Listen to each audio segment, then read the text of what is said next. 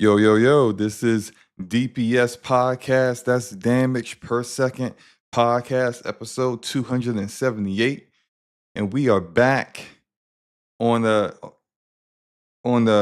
very somber Thursday night. Because it's let me just say it like this. We got a lot of bad news to get into today. I'm going over the topics and I'm just like, what? Like, what is happening? What is why is it nothing but bad news right now? It's pretty crazy. But we are we're gonna have some good things to talk about. A few good things, I think. But let's go ahead and get into introducing the panel, introducing the DPS crew here. What's up, Mr. Ramon Terrell, Mr. Writer Extraordinaire, Mr. Actor, Master of Acting. I'm trying to come up with titles here. Yeah, man, what's going on, bro? How you been? Man, you build me up, people gonna look me up and call me a fraud, man. No, they won't. They're gonna be like, a master? Man, this fool only been on majority Hallmark. But nah, Hey, man, but you are in the Hallmark Hall of Fame. Oh. Not many people can say that. I agree. well, I try. Take that. I'll take it and run with it. No, I'm I got my black suit on. I polished up my my wingtips, and I got my got everything on, and I the hearse ride was really somber, but we've made it, and Y'all are too. I just want to talk about the good times that we had. Man, I feel like Boys the Men about to start singing in the background. Go ahead, man. Are you about to play the One Shining Moment song? One shining moment. All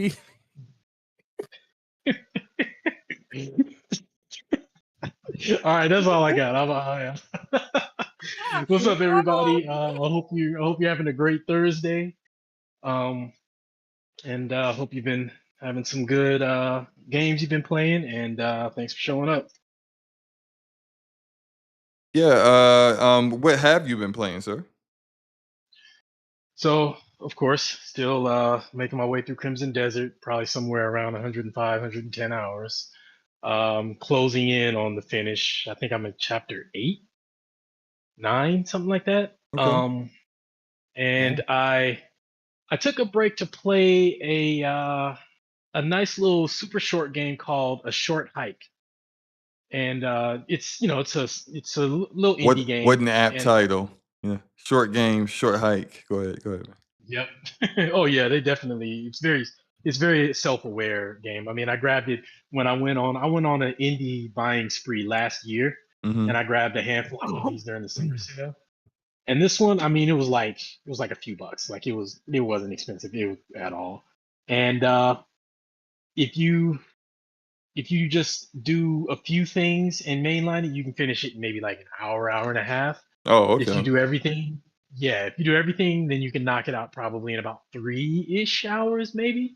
It was fun. It was a lot of fun. It was a cute game, like no stakes at all. Yeah. I mean, you're a nice little palate cleanser, as they say. Yeah, it's a nice palate cleanser. You're basically a bird who's going for a hike, and your cell reception doesn't work, so you got to get to the top of the mountain so you get cell reception and you call your mom. And you can glide, and so that makes it fun if you ever need to go back down to backtrack or something like that. So it was a nice, cute game. Also, after I finished that, I started Cuphead for the first time. Oh, that's good. Yeah, I never played it. I think I fell.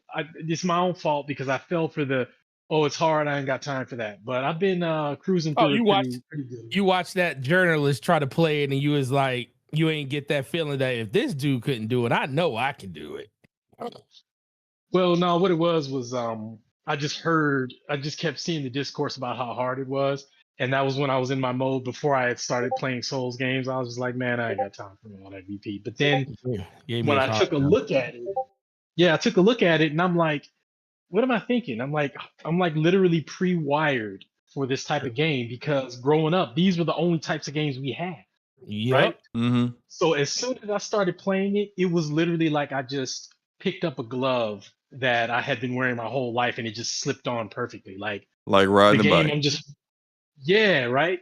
So I don't since yesterday to today, I've blasted through 3/4 of the game, and I have like I think 2 sections left, and then I think 1 or 2 sections left on the DLC, and then I'll be finished with it. But it's fantastic game. Definitely difficult, but it's really good. I'm Mm. having a great time. Oh, you ain't Cool, seen cool, difficult cool. yet. Wait till you get to that third island. That's where I'm at. I'm on the third island. Ooh, brother. I May God be accidentally with- went to the fourth island Oh, by mistake. yeah. He was like, "Oh yeah, this is a whole. I'm not ready for this." Well, I Not yet. I finished most of the fourth island before I realized I had skipped to the fourth island, and then I went back to do Nice. island 2 and 3. So Good. That's what I'm talking about, man. Don't. What do they always say? Don't self-eliminate yourself. yep, don't I guess I never don't self eliminate. I guess never Yeah, heard don't that, but self-eliminate. definitely words of wisdom. Mm-hmm. That's Cool, good. cool. I'm glad you're enjoying it. Well, Mr. Gaming Forte, Yo. what you Hi. been How are you? doing good? What you been up to? What you been playing? Battlefield. I bought oh my god, I am drawing a The season pass? no, I didn't buy that yet. Dang, what is it? Is it a different game? No, it came out today. I picked it up today. I haven't played it yet. Is it about Um, Battlefield? No, it's not. It's Elliot, what's the name? Came out today. Oh, The Adventures of Elliot. Adventure of Elliot. Yeah, I picked that up on Switch 2 today. Okay. Have you played any of it yet? I installed it today. Well, I've been running around doing band stuff after I got off work today, so I literally just walked in the house like 30 minutes ago. But I picked that up today. I just finished Hollow Knight, the first Hollow Knight on Switch. Oh, that's a good one. Finished That's a that good one. last night. Nice. So now I feel like I can confidently go into Hollow Knight 3 and feel like I know what the hell's going on now. So Did you say Hollow Knight 3? a Silk Song. Oh, okay. I was like, am I missing I probably did say 3 on my words. It wouldn't be a podcast without Forte not either giving something the wrong name or mispronouncing something. Calling. When it's not even worth the joke at this point. But never change. yeah, it doesn't change anything. But just did that. Was playing, like I said, play Battlefield. Was playing Destiny. I played a little bit of Destiny this week. I didn't play a lot of it. I'm finally coming off of my high. Where It's already waning, huh? great. It's already waning, huh? No, it's different when it's like not. The thing that kept you on it was your friends and stuff that consistently played it, and not a lot of my friends that I played with like consistently went back and consistently played. So it's like, at a certain point, it's like I want to go play PvP, but then I go play PvP, and I'm like, no. That's why I left this game. So, and it's a yeah. I feel like I need to go back to Guardian School when it comes to PvP in that game, because I'm like, whoa, I don't know what's going on. So yeah, I just kind of took a step back and from that, but I still enjoy it. Went in and played a little bit yesterday and the day before that, but I went kind of hard the first couple of days that the new update was out, and that was really, really cool. And picked up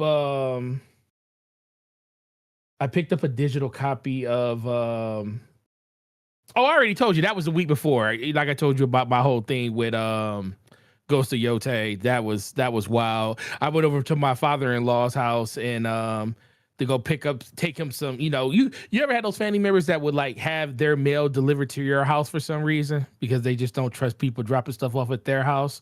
So that's how yeah. that's how my father-in-law is. He will deliver all his Amazon stuff comes here. Now he don't live close. He like, Detroit, where he lives in Detroit is like 35 minutes away from me. It's still 35 minutes. And the thing is, not all 35, 40-minute drives are the same. It's different when 35 to 40 minutes is I could get on a freeway or a highway and get to you. It's like, because then I'm just cruising. But when that 30 minutes to 35 minutes is like streets, main side streets and stuff like that, it's like I gotta pay more. I mean, you're supposed to pay more attention anyway, but it's just like you're not locked in zone. Like, when you're driving on the freeway, you just cruising. You just say, stay in my lane, watch when people are cutting left and right in lanes and stuff. You ain't gotta worry about crossing traffic or anything like that, and lights. Man, I called. I was like, he said, you say, son, can you bring my stuff down? I was like, sure, Dad. So I brought his stuff down there. So ended up down there killing with him for a second. Then I popped and played some Ghost of Yote yesterday afternoon because I was off, and played probably like another hour of it while I was just down there. And it's like I said, dude, I might beat this game while you own my PlayStation. And then I told him, I said, Dad, they announced a certain game pre-orders next week. So just to let you know that this is real, I need my PlayStation back by November. And he said, son, I'll give you enough money to buy another PlayStation by then. I said, that's good. I just let me know. Does he know how much a PlayStation costs now? I know, that's what I said. That's what I told him. I said, that's good. I will tell you. I said, you might want to buy it sooner rather than later, because who knows what the prices of things are going to be in November.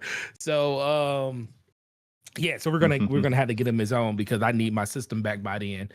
But outside of that, that's pretty much it. Just mostly chilling, and I've been redoing my basement and stuff because we had a flood earlier this 2 months ago, and replacing the vinyl flooring is not fun when oh yeah, I know. Your basement. Yeah. Oh, it ain't fun. So I've been doing it little by little. The biggest thing is had the floor that we had ordered, or the floor that we have, it was on back order. So I was like, so I got to order it. So I just been doing it little by little. So I haven't got to my side of the room yet.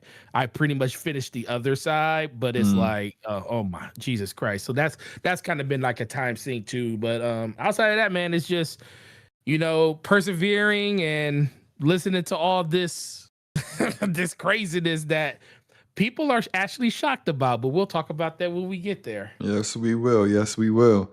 As for myself, as you see on the Jumbotron, I have been playing Hades 2, and I'm trying to shore up like some of the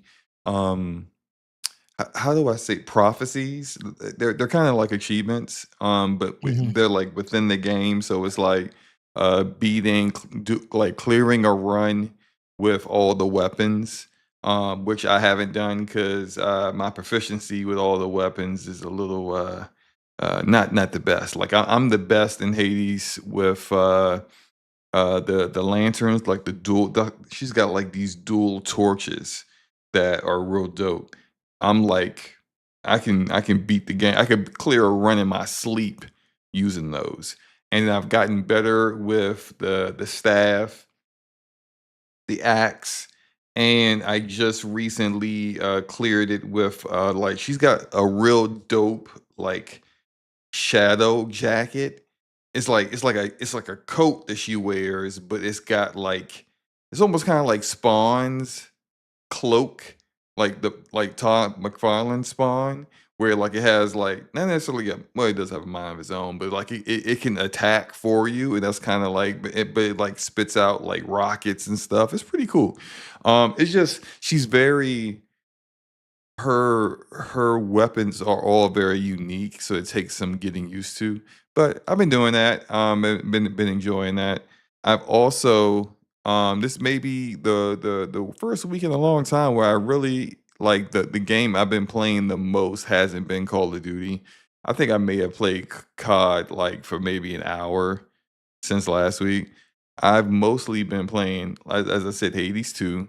I've been playing some Fortnite because the new season is pretty interesting. I initially when I saw what they had in store with the new season during, I think it was like Summer Game Fest, or maybe it was, I don't know. Yeah, it was one of these shows. I think, yeah, I think it was Summer Game Fest where they showed, like, it almost looked like they were doing Pokemon or something.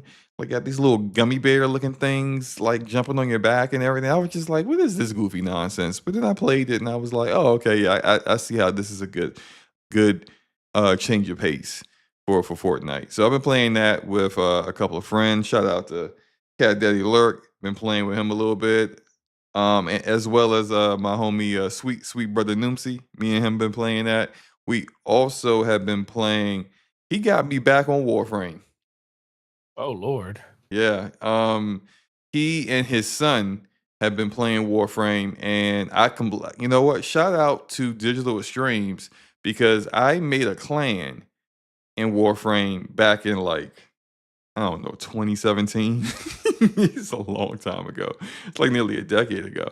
I thought, like, I didn't give it much thought when I stopped playing the game, but I figured, like, at some point they would just decommission, delete this thing. It's not getting any use. Nope. Ain't nobody using it. Nope, it's still there. It's still there. Like, my boy Noomsy was like, "Hey, can you give me like a little bit more ownership so I can spruce up? It got some cobwebs in the corner. It's a little dirty in here. I just want to, spruce things up a little bit." I'm like, "Wait a minute, you the dojo is still there?" He's like, "Yeah." And next thing you know, I'm reinstalling the game. I remembered my password, shockingly, and Remember and my password. and I'm in there, man. I'm in there fighting, and trying to remember how to parkour, which took a minute, but it was all right. I had a good little time. I used my favorite Warframe, Excalibur Umbra, like the best. Well, I mean, it's not the You know, you best, should but let me it's know when you want to awesome. play. I need to reinstall that game, brother. Yeah, man, go for it. It's this now at this point.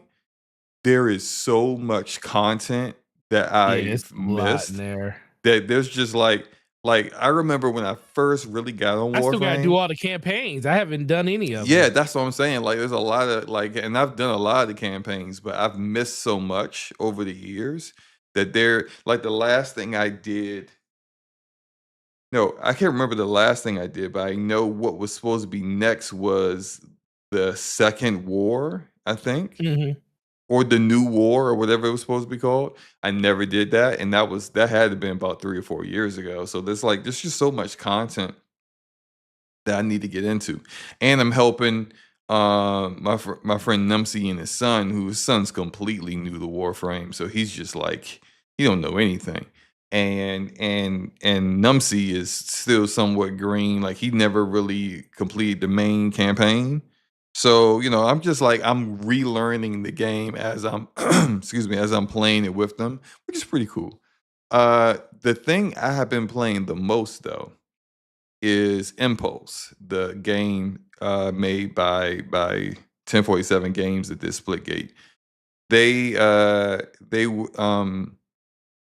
have a demo that's out.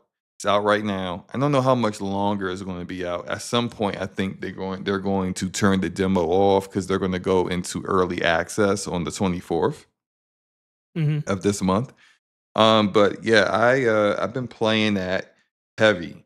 I checked my hours. I got like 12 hours in the game over the past week. The movement is money. The movement's really good. They got some balancing to do. Like that hammer is a little much.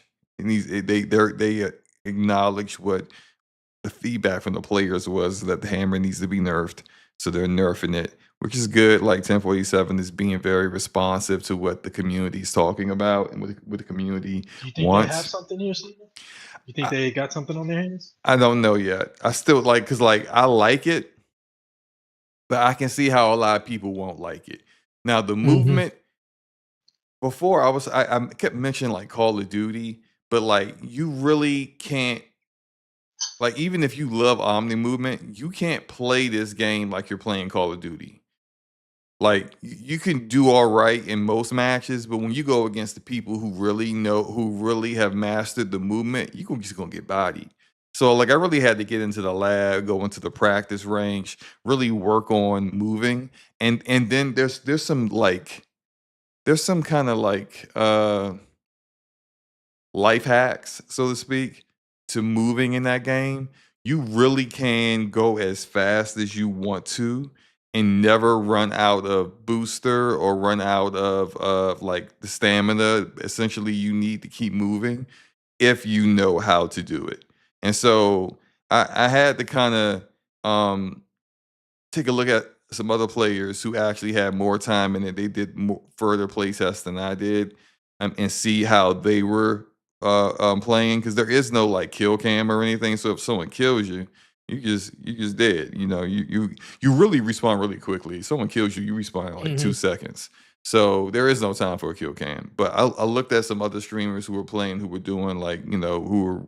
I'm doing pretty good, but I'm not doing good like these guys are doing. And so once I started to see what they were doing with movement, I was like, all right, that's more like Titanfall than what I thought before. So like, you know how in Titanfall, you can really just like, you're not really trying to wall run as much, but more Yeah. like bounce off walls kind of thing. And that's what you really need to be doing. Like you, instead of like, you can just wall run, right? Let's say there's a building and like you can literally be, I'm talking about this, I might as well show some gameplay. You could be moving around and there's a building and you're like wall running on the building. You could do that and then eventually you'll run out of like whatever you want to call it that allows you to wall run on that. But if you just keep kind of like jumping towards it, you'll actually will move faster than wall running on it, and you'll keep gaining speed. It's like little things like that that kind of, once you kind of get the hang of that and then get the hang of some of the weapons, because like something else they're looking into is ADS. ADS isn't really a thing in this game. And some people, especially if you're a shooter head, but you are just so like, it's like muscle memory for you to ADS every time you shoot. I think a lot of people like that are people who aren't really into Halo. People who and mostly because aiming down sight isn't a thing for a lot of weapons in Halo. So I think that's kind of like a little bit of some of the like the uncomfortableness that people have with it. I don't really mind the way the gunplay is right now. I think it's fine. Um, Mhm. but I get why people are like, you know, oh, the mechs need to be nerfed a little bit. Actually, I don't think the mechs need to be nerfed, but I understand how people feel about it. And because I see people get bodied in the mechs all the time. And because if your team gangs up on someone in the mech, that shield gets depleted real quickly and they're dead. And but it's a fun game. To answer your question, Ramon, this game is their best chance. This game is likely their best chance to be successful. I think the issue, and I've seen an interview with their CEO discussing it, that the portals, like he basically said what I said a few weeks ago on here on DPS, where the portals were a little too different for people. And even though it was a competent shooter, the portals just turned people off. That's And really a shame. That's such a shame. yeah, but at the same People claim time, they want stuff different all the time. Go ahead, sorry. yeah, but you know, here's the thing though, right? I mean, I understand where they come from. It's a mechanic. This the thing though.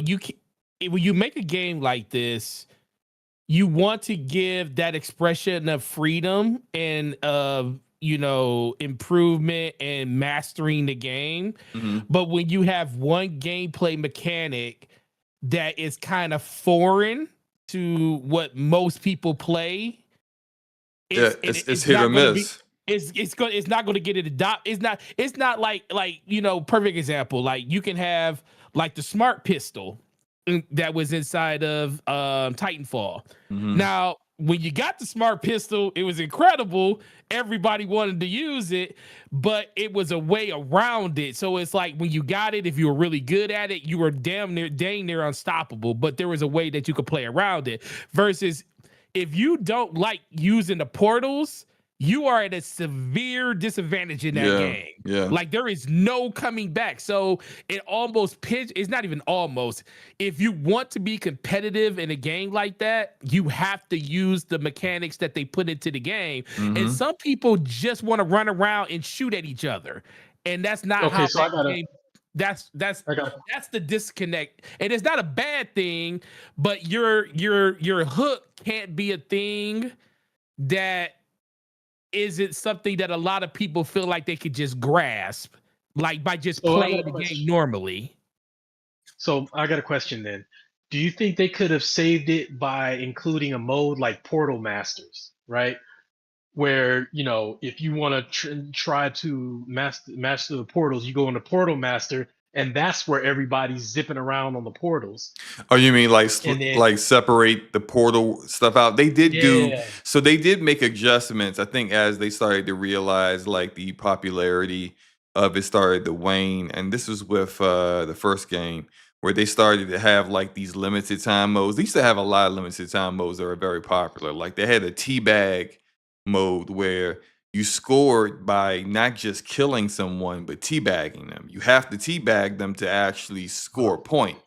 And so that was fun. They would have fun stuff like that. It was unique. But that was fun. I just like shoot, man. I used to just do the slide teabag, just tank all in their face. Anyway, look, oh man. They started doing these limited time modes where it would be like there would be playlists with no portals. Like all the portals would be deactivated and it's just straight gunplay. And those were popular. Like when they would do those limited time playlists for certain weekends, they saw the popularity of their numbers rise. And so I think that may have given them the idea of maybe we should do, maybe we should kind of give up on the portal thing. Now, Splitgate Reloaded, which is the relaunch of Splitgate 2, where they have some serious missteps with like gunplay and really a lot of the things that people enjoyed of the first game. That's still out there. That's still running. It's fine. But this is probably, if this takes off, I could see them not necessarily like turn off the servers on Splitgate Reloaded, but maybe there'll be no more content because this is something that like you have really good movement and there are people who like shooters who thoroughly enjoy games that have strong movement, like Apex Legends, the current versions of Call of Duty, so on and so forth. People want Titanfall, although, again, as we said before, you probably shouldn't evoke the word Titanfall if you're not going to do everything that Titanfall provided. But it's a competent game and it's fun. It is also, because this is a thing with 1047, it's not your typical shooter. Movement is very, very much the thing you need to master in this. And again, as I always say when it comes to games with shooters, is that the reason why I play so many is I like to learn. I like to figure out how to get better with something. When I stop playing a shooter is when it's no longer a challenge. Like when every match is just me dominating the entire lobby, I'm checking out. That's when I start doing things like, hey, I hate this kind of weapon, but let me go switch to that. You know what? Let me just go all pistols this match. Let me pull out a sniper rifle. When you see me start pulling out sniper rifle, I'm pretty much almost done with the game because at that point I'm just kind of like, yeah, I don't really care anymore. So, Right. I I'm not like that with this game because I feel I'm still trying to figure it all out. I'm still trying to master it, and I may not. Like I got really good at Splitgate, but I definitely wasn't like a top 100 dude or anything like that. Like eh, I I would run into the best players in Splitgate. I guess that's just at that point that's where my skill based matchmaking was, and I would just know in the lobby I'm gonna get bodied. Like I just it's like I know. You said it's real. I already know what's about to I happen. already know what's about to happen. Stats, you'd be like, okay. Yeah, like I there's certain The Will names. Smith worried look.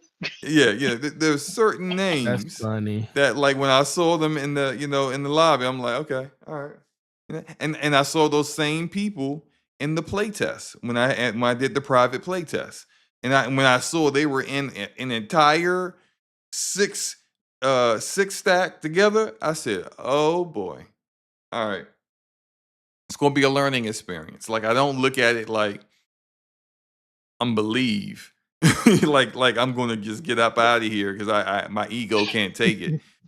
I look at it like, all right, can I hang with these guys now?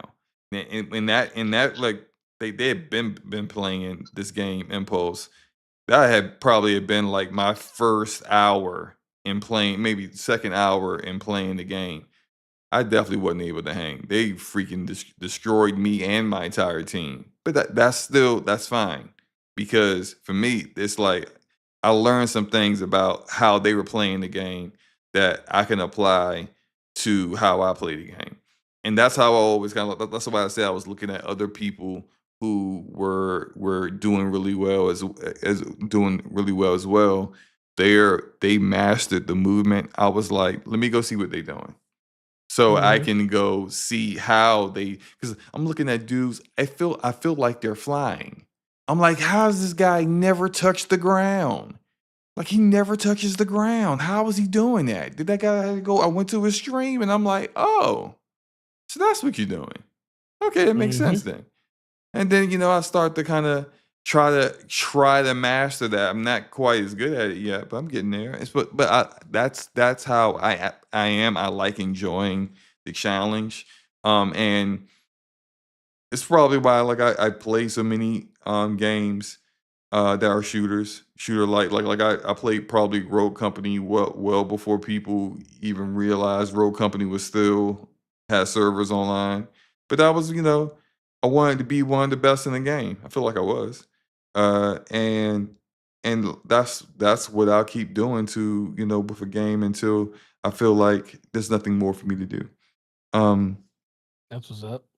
so the last thing I want to say before we get into these rapid fires is I did receive my MobaPad M12 HD, and gentlemen, it's everything I thought it was going to be. It is Oh, man, that's awesome. Look, I got the HDs. That like I said, there's the HDs and there's the S's, and I would say if you're interested in getting one of these MobaPad Joy-Cons, they're replacement third party replacement Joy-Cons for your Switch 2. If you're interested in getting one of these, what I would recommend you do is as soon as you get it, you do the firmware update because they did have a couple of software issues that needed to be sorted out, but they did sort those things out. So if you order it, say like, I don't know, in the next week or so, when you receive them, you'll likely get it on like software version 0.20, and the latest firmware version is 0.29. I did the update, and look, as soon all you gotta do is take your trash default Joy-Cons off your Switch, throw them, Damn. somewhere, do whatever you want to them. Use them as a a frisbee or something. Make it a doggy toy for one of your dogs or something. I don't care. Get rid of those, right? You don't have to do any kind of special pairing or anything. How you pair these mobile pads to your Switch 2, you just connect them on both sides because it's using the same magnetic design that Nintendo used for the Switch 2 itself for its the regular Joy Cons, and it's good to go. Like I played Cyberpunk on it. I typically play Cyberpunk. I play docked with my Gillakit TT Max controller, which is probably the best actual like controller you would I would say if you want to use on the Switch, that's the best one you can get. And I play it that way not just because it looks better docked than it does on handheld. It does look better, but I play it that way because playing it with the default Joy Cons was just freaking painful for my hands because the Joy Cons aren't like I would say not ergonomically comfortable, but painful to control. Like it's just freaking awful, and the mobile pads just feel great. Like I just like within 5 minutes, I wasn't even really thinking about that I'm playing this on handheld or anything like that. And that's for me with handhelds. That's what I care about the most is Right. the comfort because I most handheld devices for me are a pain. But like that, this actually makes the Switch 2 bearable to play in handheld for me. So if anyone was interested, I would say definitely give it a shot. What's up, Soul Tech? Soul Tech in the house. Chrono Rig as well. What's up, fellas? You guys ready to get into these rapid fire topics, man? Yep. Let's go. Let's go. Oh really? Oh really? So we're gonna get all the good news out first, okay? Because God. there is just nothing. A lot of stuff that we need to discuss is just not happy things. There's a lot of big talk about layoffs. There's a lot of talk about studio closures. There's a lot of talk about cheaters in games and cheaters in competitive games having nothing but cheaters in their top 100s and stuff. It's a lot. So we're gonna get all the good stuff out first. So first good thing, it looks like the Steam machine is imminently going to be coming out. So, yeah, coming out, and as well, we know review units for the Steam machine is out there. Um, that's great. Uh, and these are just a couple things that I forgot to actually write down, but they're at the top of my head, so I'm just saying them. The other thing is that the Epic Game Store is going through a major rehaul that's going to be providing like player profiles, like way more stuff that you see with Steam is now going to happen on the Epic Game Store, which is things people have been asking for a really long time. So that's awesome. But what you see on the screen right now is GTA 6. And we got the announcement today that Rockstar is going to open pre orders on Grand Theft Auto 6 on June 25th, which is literally next Thursday.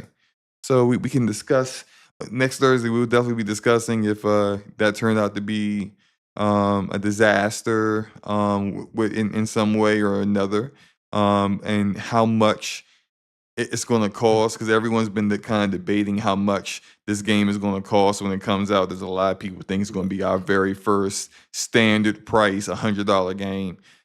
That said, Ramon, what are your thoughts about Grand Theft Auto 6 pre-orders? I just want to start by saying the thing that used to make me grit my teeth the most was when people are like, "Do you think it's gonna be $100? I pay this, I pay that." I'm like, just Shut up. stop talking. Don't put it in their mind. Like, imagine if the It's too community late, man. collectively didn't Too late say for a that. word. I know it's too late, but I'm saying just imagine if the community collectively didn't say a word and left them guessing, like, man, I wonder what people think. You know what I mean? Like, even if they charge whatever they charge, just don't say anything. But anyway, spilled milk. That's it. Um, it's gonna be interesting. I'm envisioning websites that sell physical versions maybe chugging. I Mm, imagine PSN agreed. and Xbox on the stores possibly crashing. It's gonna be one for the books. It's gonna be one for the books. I will most likely not be there because I'm gonna wait for the PC version. I can wait. I can't You know, wait. whether Yeah, it's I'm not 30 waiting, frames or bro. 60 frames. Yeah, I'm My just gonna wife, wait because my I wife don't want ain't to gonna double. allow me to wait. Oh yeah, well yeah, you gotta handle that thing. But yeah, I just don't want to double dip. I don't want to double dip. And what this does for me is by waiting for the PC version, it clears me up for Phantom Blade. It clears me up for Wolverine, Plague Tale, Onimusha, which was going to be a lot later until I saw a little snippet of gameplay today that left my mouth on the floor. So, you know, um, I'm not online enough to have really anything spoiled for me. So I'm just going to hold out. But, I'm looking forward to seeing people's enjoyment of it, though. Cool, cool. Forte, what do you I mean, this is probably you probably have a lot to say about this because your next Thursday is going to be a rough day. Hey, by the way, if you want to kind of push the show next Thursday back to Friday because you need an evening to I need a decompress. breather. Yeah, We'll like see. just let me know. But yeah, so We'll see. what are your thoughts about next Thursday's You have my sympathies, Forte. Uh, it's gonna be. Oh my god, it's gonna. Well, first of all, it's gonna be great. I can't wait because I was telling people like I had one person. And it was funny because the customer called. It was asking about pre-orders for Adventure of Elliot. And he asked if we had any extra copies. I was like, no. I said, unfortunately, we only got a couple of extras because they don't really order a lot because of digital sales. So I told him, I was like, people used to fight against it back in the day where you would tell them like, hey, if you want to guarantee yourself a copy, you got to pre-order it. I was like, listen, we are there more than ever now. Like companies do not order extra stuff outside of like probably a good 10% of whatever their pre-order base is. So you definitely want to do that. And then I told him, he said, the Grand Theft Auto pre-orders we heard are going live next Thursday. I said, yeah. I was like, I wouldn't play around with it. I would get it as soon as possible. Who knows what's going to happen? And then there was like 6 people in the store that heard me say Grand Theft Auto pre-orders. And I was like, he said, you could tell me more. And I was like, listen, they go live on Thursday next week. I don't know if GameStop, I can't say because I don't know. They didn't officially, GameStop hasn't come out and officially said that we're doing pre-orders Thursday. They could just announce that could be the day that the pre-orders go live online. They could be the day that they go live digitally. I don't know. More than likely, they're going to go live everywhere on that day. That's probably most likely what's going to happen, but I don't know 100% until they tell me that we're going to be doing pre-orders on Thursday. But I was like, if we are doing them, don't wait. Don't hesitate. But with that being said, I actually have a different take on the price of this. I used to be one of those people that say, yeah, they're going to charge $100 for this because of like what Ramon said. Everybody keeps talking about it. I honestly believe that they're going to release this game at $69.99. I truly do believe this is going to be a So. 70. I truly believe it's going to be a $70 game, and there's going to be a tier that's going to have $100, and then there's also going to be a tier that has $150. But I think the base game is going to be $670, only because. And Rockstar doesn't owe anybody anything. Take-Two doesn't either. They can, if they feel like they could charge $100 and get away with it, they will. So this is just more wishing upon a star. But I do feel like they know the money that they're going to make off this game on the first day is going to cover all of the development costs for this game for all 13 years. Mm-hmm. When this game releases, if they said this game costs $1 billion to make, they're going to make that $1 billion back in one day. No matter what the price point is, $60, $100. Of course, if it's $100, they make a little bit more. But no matter what the price of this game is, they're going to make it back in one day. So it almost behooves me to feel like they're going to look at it like, we're going to make this money no matter what, but why not make more sales on top of it? You know, especially when you're talking about a digital ecosystem where most of the copies you sell are going to be digital anyway. So you're really not going to be dealing with the shipping and developing of disc and everything and shipping them to corporations. Yeah, you're going to have a lot of that too, but the majority of your sales are going to be digital. So if you did do it at that price point, you're only sharing that with the platform holder. You're not splitting it with retail. You're not splitting it with the platform holder too. You're getting a cool 70% of every game that you sell digitally, which is probably going to be a good 80 to 85% of the whole market. So they're going to make more money there too. But like I said, I don't know. They can still charge $100 for this game and nobody's going to care and everybody's going to buy it anyway. That's just what's going to probably happen. But I have a feeling that the base version of this game is going to be 70. If I had to, if someone really put my feet to the fire and said, what do you really think it's going to be? I could say 80. Because if Mario Kart can do it, Grand Theft Auto definitely can do it. But they're going to make so much money on this game in day one. These numbers are all going to be trivial. So it really just comes down to how much they want to sell. And then I also think that that's going to be a discussion point due to the fact that they know that people aren't going to be able to afford these consoles at the end of the year. There's going to be it's going to be a lot of people that's going to want to move over to next generation. Not at the end of this year, literally next week when they find out that this game is when the pre-orders go live. Because at that point, you want to start investing in the next generation instead of the generation you're in.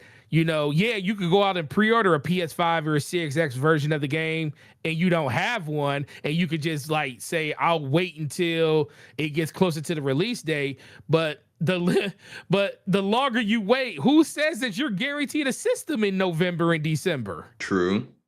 So people are going to so that's the thing that people are not really thinking about. Like, what is next week going to look like in console sales due to the fact that people are going to say, I need to get this now because I don't know what it's going to look like in September and October. You know, it might be dang near impossible to find a console around that time. So yeah, I'm excited mostly due to the fact that, you know, it's definitely coming this year. It looks like now because they're doing pre-orders this time. And at this point, what is it? 26. So the 13-year wait is almost over. So it's going to be exciting and I can't wait to see cuz they're probably going to do a trailer, you know, that morning and then and now say pre-order now. So we're going to get our second look at what, you know, it's going to look like in that game. And I think a lot of people are going to be excited, but it's going to be wild. And I appreciate you looking out for me and thinking about me. Hopefully it's just a pre-order day and not a massive console trade-in day. Cause if it is that slow-mo, I'm going to tell you, I'm going to call you and be like, bro, listen, we got to do this another day. but outside of that, no, I'm super excited, and I do think that it's going to be a crazy day, and I agree with everything Ramon said. It's the internet is going to be unbearable in so many ways that day because I think websites that have nothing to do with gaming are going to be slow because the internet's going to crash. But there's that. But what about you, SloMo? What do you think? I think they're going to show us another trailer the same day. Mhm. I think they're going to show what the game is like, something that they haven't shown before. Maybe not too much story related, but more just something that they haven't shown already that's going to make it different. You know, even though they don't really need to do that, they don't need to sell people on it, but just to really, like, for anyone that's doubting Rockstar and who they are and why their games are like in a whole different ecosystem, a whole different stratosphere from like other games that come out. I think they're going to show something like that. In addition to, I do think it might be slightly more expensive than $70. Maybe like standard version is $79.99 or something like that. And I don't think anyone's going to complain. I think everyone's going to be like, sure, sold, and they're going to pre-order immediately. I don't think they'll have any pre-order bonuses. You know, like some games would be like, hey, you pre-order now, you're going to get a nice outfit. Or you pre-order now and you get a nice starter pack of like different guns or weapons or whatever that can make the beginning of the game easier for you or whatever, or more fun or something. They ain't doing that. You know what you're getting? You're getting the opportunity to play GTA. That's what you're paying for. That's it. That's all we're giving you. The opportunity to play a game that you've been waiting for since, when did 5 come out? Like 2013. You know what's funny? 13 years. You know what's funny about that? What you just said? The fact because I muted myself. I said, you know what? I didn't tell my wife that the pre-orders are going live Thursday. And I said, babe, guess what? She was like, what? I was like, did you know? She was like, what? I said, Grand Theft Auto. She said, I'm hanging up. she thought I was good because you know when you say did you hear, she think I'm about to say it got delayed again. She was like, I was like, did you hear about GTA? She's like, what? I said GTA. She's like, I'm hanging up the phone. I was like, why? She was like, what do you want? I'm hanging up the phone. If they delayed the game again, I'm boycotting. And I say, no, pre-orders are going live next Thursday. She was like, oh. That's what she said. Oh, she said, she was like, can you tell my dad to give me back my PlayStation? But okay, go ahead. That's what I wanted to say. No, man, this I you know, everyone knows it's going to do amazing. It's going to break every sales record in video game history when it comes out. That's just how much the hype is. And you know, look, I'm not even that big a GTA guy. Like I don't even think I can't remember if I finished the campaign for 5. I just know I had a lot of time playing with my friends in online and in GTA Online, and it was awesome. And When those contracts. what I am interested in seeing is how they evolve the gameplay, because I think that like, and I tried to jump back into it when they had GTA 5 enhanced, and they really, you know, spruced it up, you know, added in ray tracing, really updated the textures, you know, they made it really pop. But like, you didn't update the gameplay. And Yeah. so, although it was cool to see this game I played a decade ago looking like a modern game, the issue was I just didn't like, after maybe an hour, I was like, yeah, I think I'm done. And I was ready to uninstall. And so for what I really want to see and can't wait to see from this game is how they change the game next. Because like with Red Dead 2, it was like, oh, look how immersive it is. Look how like when you in other games, when you kill an enemy and then you loot their body, they don't, you know, you just kind of walk over them. you know, Correct. you know, there is no animation of you actually taking something from them. But in Red Dead 2, you see Arthur like pulling open coats, going through pockets, you know, patting them down, you know, going, you know, you know, patting the dead bodies down, snatching stuff up, putting it in his pocket. I'm like, yo, that's a lot of detail. You know, it's and sure, a lot of people may go, it's all unnecessary, but that's Rockstar. It is unnecessary. It's a game. You Yeah. don't even really need to do all that stuff. But they feel they have to do that kind of stuff because it's what people expect from them, you know? So I'm looking forward to it. Am I going to pre-order? No. Because I'm gonna play it digital. So like what like the the internet's not gonna So go away. you want to mess around on day one, buying the game and downloading it when the whole server is about to crash. Okay, now more than likely I probably will like a week 'Cause if before.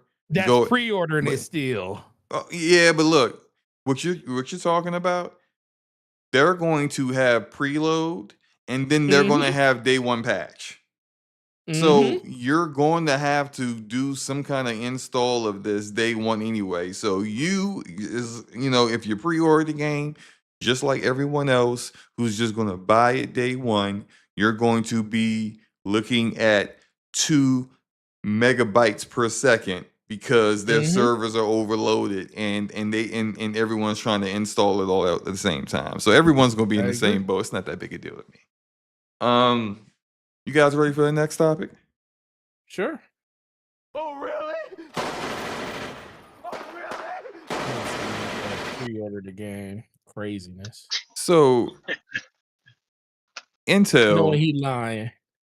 we on a new topic. Get over it. I'm not lying. So You knowing you lying, bro. He gonna have that. He's like, I ain't messing with these fools. I'm gonna have we this are on installed the a week new before. topic.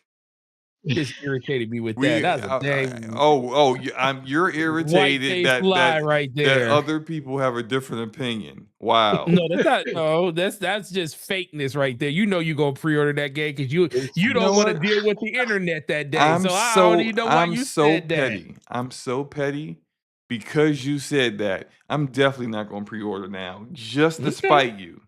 Go ahead. And then guess what? He gonna be the person that's gonna say just to spite you. I couldn't even install the game the All day right. it came out. That's fine.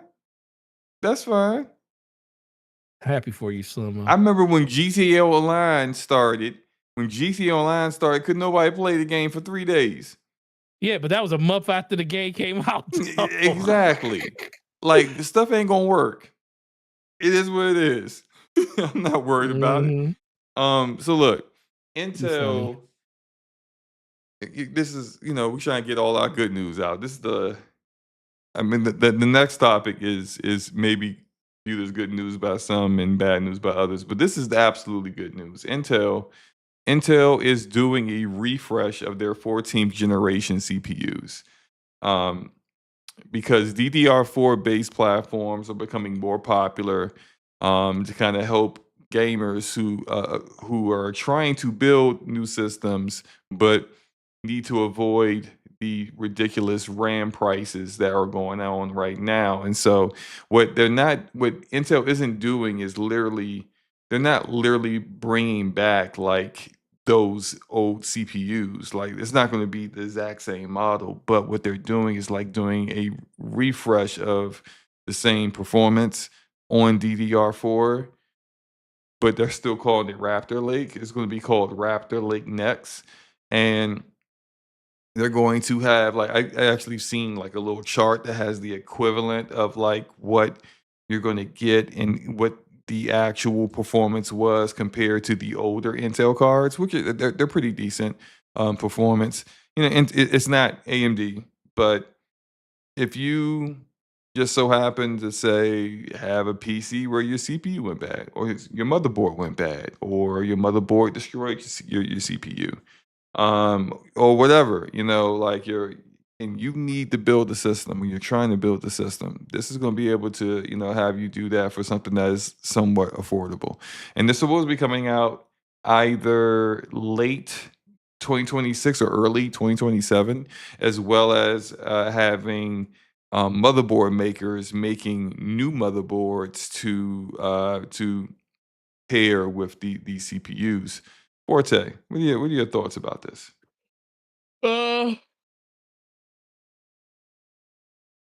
Uh, they got to do something, man, because like I guess how far did they talk about how far the integration will go with the that feature? Well, not there isn't much information yet. Some of these motherboards may be like hybrids. They may be like a DDR4, DDR5 hybrid, so that like you buy the motherboard, you're on DDR4. It's Intel based, of course, but like hopefully once maybe in like 2028 or something, when this RAM nonsense is over, you could actually upgrade to a newer architecture DDR5 and without still having to change your keep motherboard. exactly. So like And that's the thing that intrigues me the most. Now, that's for stuff going forward, and that's something I do think that needs to kind of, and I think it's a great idea. It's all about the implementation of it. I just feel like at a certain point, because if I look at myself being a person that's still stuck on AM4, DDR4. Now I have a really good PC, so I can kind of brute force a lot of stuff, but and I don't really need anything. I don't need to upgrade because all the games I play are pretty much still what I don't struggle playing anything, but there will become a point where where I'm you like, will, yeah.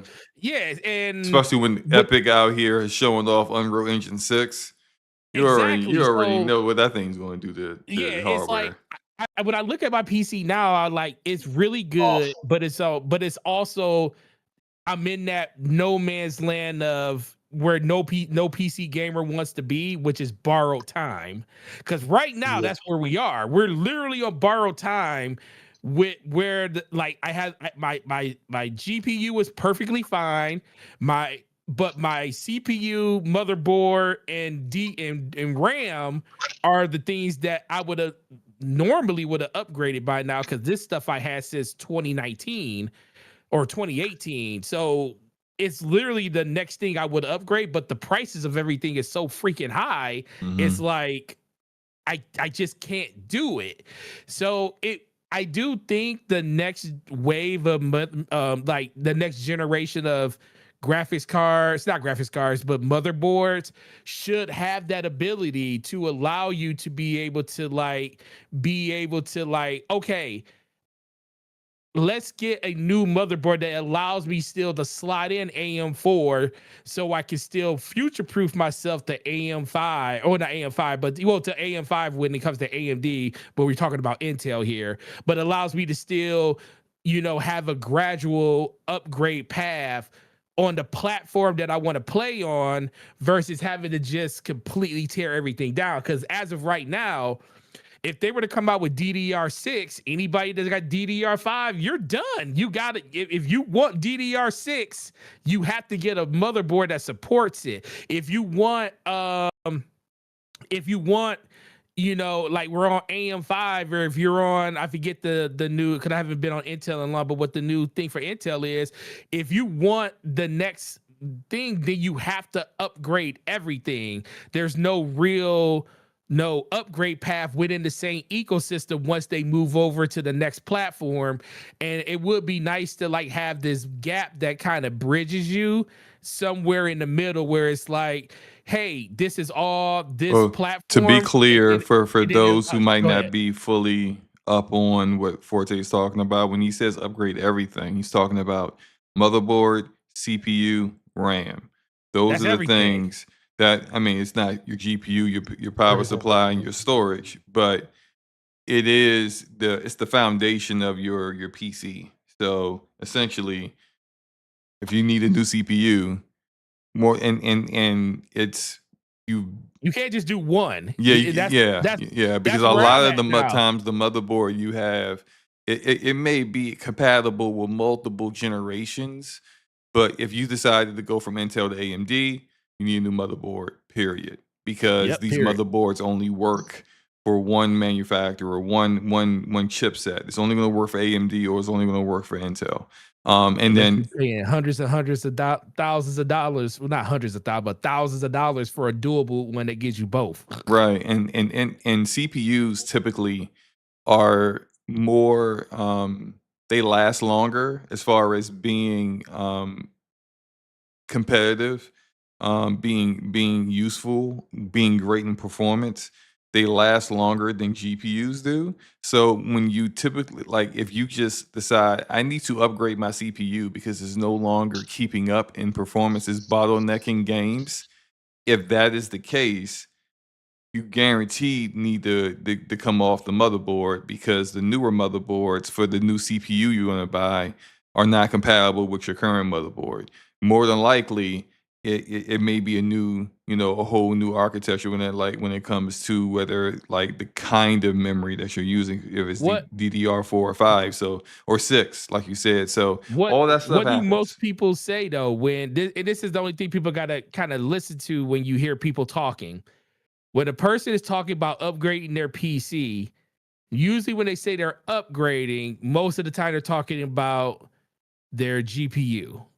Or I need a new power supply, or maybe I'm updating the RAM. When a person Or I says need more I need storage. or I need more storage, but when a person says I'm getting a new PC, it's not because they just need a new GPU. They telling you the Unless GPU you're they might Brad. have is perfect. Unless you're Yeah, Brad.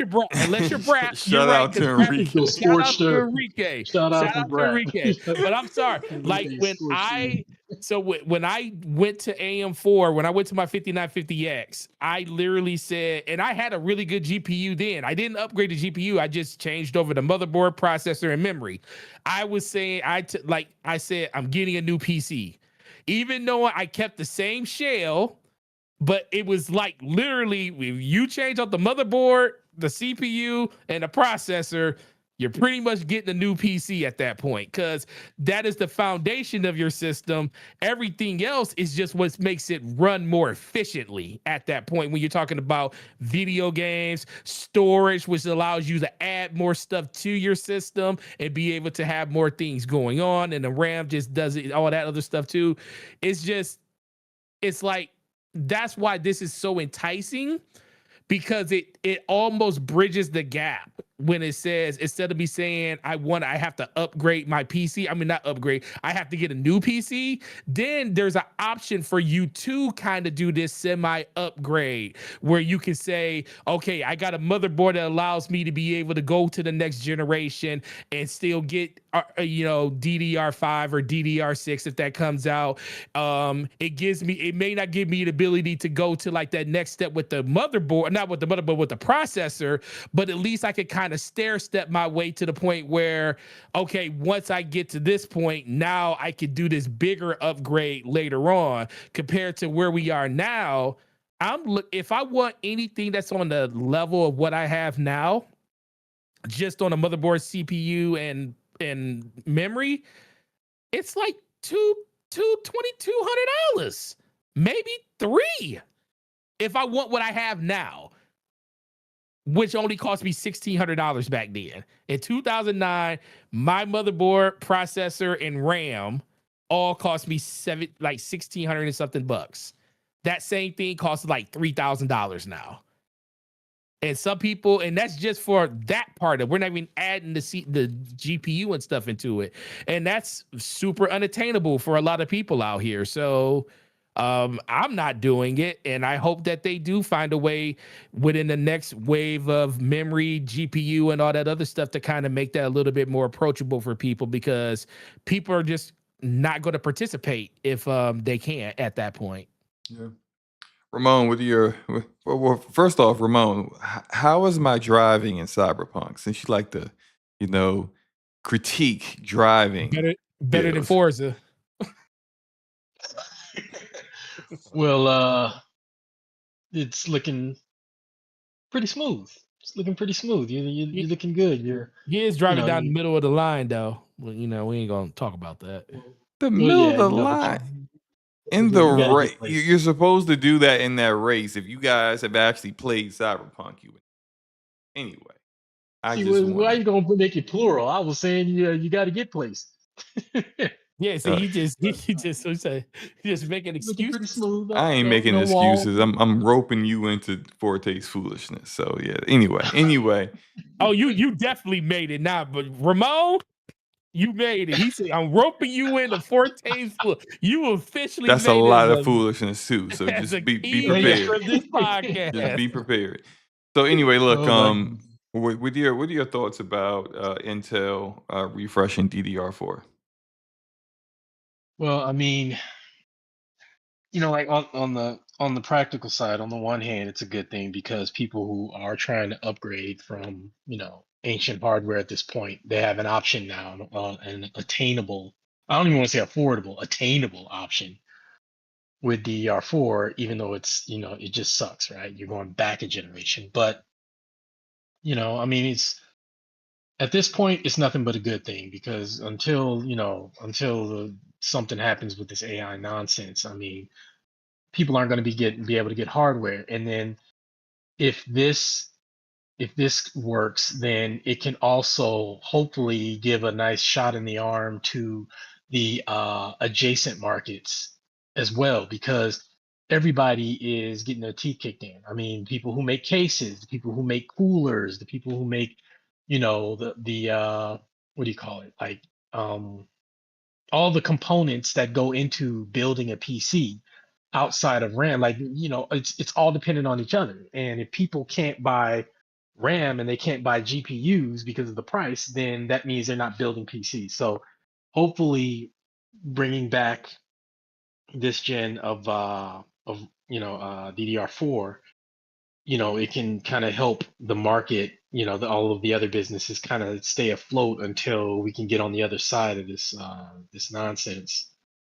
Um, and as far as the upgrade path, I mean, Forte said it all already. That's, you know, do they sell were you saying they sell upgradable mobiles, or are we hoping to see that? Well, I mean, there are some models that when DDR5 was becoming a thing that like they were like you could do DDR4 or DDR5 with them. Okay, Um, okay. I don't I never got one of those, and if I recall correctly, they weren't the best like Mm, motherboards to go for. Like if you were going to upgrade, you were just better off going straight DDR5 motherboard. But again, I'm not trying to speak too soon about new models that aren't even out yet, because they're talking about yeah, releasing newer motherboards, and some of them will be just straight DDR4 motherboards that will work with Raptor Lake Next. But it's more of like it's just good to know that this is happening. There's a lot of information we don't have yet, though. Yeah. okay. Well, yeah, I think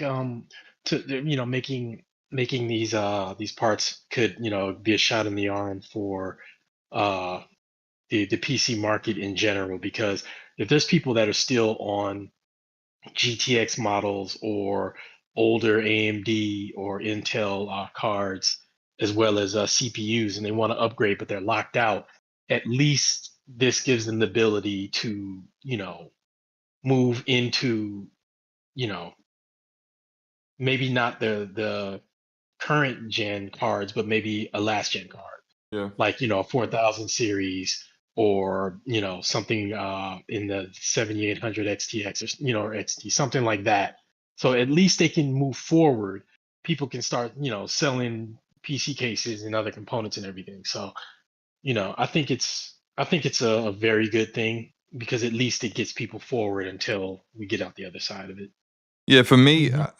I think what this is going to unintentionally do is really get developers, as well as these companies that make the hardware and do the firmware for the hardware, start to really pay more attention to optimization. Yeah. Um, Hmm. we have hardware where the drivers are subpar. Even Nvidia's drivers are getting worse. Oh, Like and you got AMD out here who's been trying to not support older GPUs that they had just released, a few years ago. And now that's not going to be the case, because people not coming off of the hardware they got. They're not going to buy new hardware. If you want to actually, keep the people that you have, you're going to need to support the hardware that they already purchased. We're seeing, DLSS 5 is going to be mostly like the 5000 RTX 5000 series cards. Typically, what that would have been, if everything was normal, that would have been released alongside RTX 6000. We're seeing AMD being forced to put FSR 4.1 on their older GPUs when they tried not to do that before. We're seeing Valve with the Steam Machine doing things to make VRAM usage more efficient and less costly on Linux-based PCs. So that, and we know why they're doing that. They're doing that because their Steam Machine is a 8 GB VRAM GPU. It's a machine with an 8 GB VRAM GPU. So they need to do that in order to make their Steam Machine not be, it's already kind of outdated to begin with, to it be a complete like non-starter only like 2 years after its launch. All these things are important. We're seeing also Epic Games is making Unreal Engine 5 run faster and perform better on the Switch 2. Why are they doing that? Because as of right now, there's not a single game on the Switch 2 that runs on Unreal Engine 5. Not even Fortnite. Fortnite's still running on the backwards compatible version of Switch 1's Fortnite is what runs on Switch 2 right now. They have to do this in order to help the developers who made their games with Epic's engine and would like to put those games on a big platform like the Switch 2. So like what this means is that all of this, it's an unintentional good thing that all of this nonsense with AI and the data centers and them locking up all the RAM all over the world has forced developers and to optimize their games better and not just rely on brute forcing performance through the very best hardware on PC. It's forced all these things to happen, and so I'm just trying to look on the bright side of things because a lot of this stuff is very frustrating for all of us. And I was actually, I think I was telling Ramon about this like a week or two ago. I was thinking about building because I think the Steam Machine is going to be way too expensive. We talked about this already.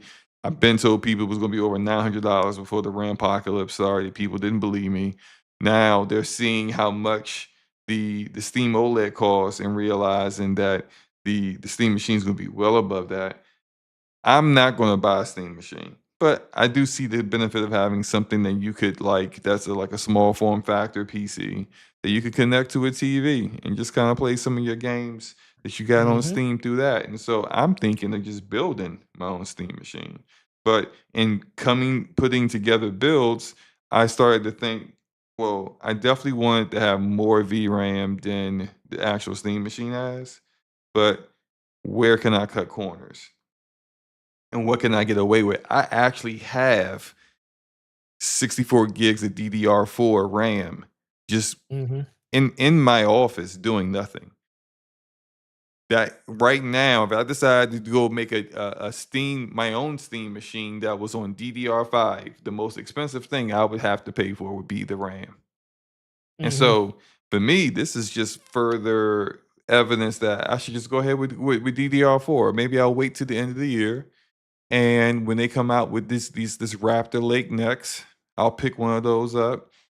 Get me a little mini ITX motherboard that's compatible with that, and we'll get it rocking. But it's gotta look on the bright side of things, because if I not, agree. you're just gonna be upset. Chrono says the new Yoshi game is on UE5. Are you sure, Chrono? If that's true, that's the only game that's running UE5. Everything else has skipped it. Borderlands 4 is UE5, and they announced Borderlands 4 for Switch 2 and then unannounced it very quickly. It's just it's unfortunate. You sure did. But let's get to the next topic. Oh, really? Oh, really? And this might be the last one that's good news for some people, but It might be the last one. not some people are not going to find this good news. So there's been all this talk, mostly coming from Bloomberg's Jason Schreier about PlayStation no longer putting their first-party single-player games on PC, and people also had noticed that from PlayStation's camp, there was no confirmation of anything that Jason Schreier had been reporting on. Well, it looks like we finally got that confirmation. PlayStation CEO Hideki Nishino has been quoted in saying, and I want to get the full quote because I did see some people thinking that the full quote of what he was speaking of doesn't give the full context. So I'll I will say what the question was, and then I'll also talk about what the answer is. So the question was: there have been reports suggesting that you might reconsider bringing PS5 titles to PC. Could you share your current thoughts on this? Now, Nishino answers, we've always determined platform selection based on the characteristics of each title. If releasing a title on PC would maximize the gaming experience, we'll continue to consider that option. Our current main policy is that for single player games developed in house, we will further refine the value of the gaming experience that PlayStation can offer. At the same time, we believe it is important for live service games to reach a wider audience through online multiplayer. So we continue to view releases on both PS5 and PC as the standard.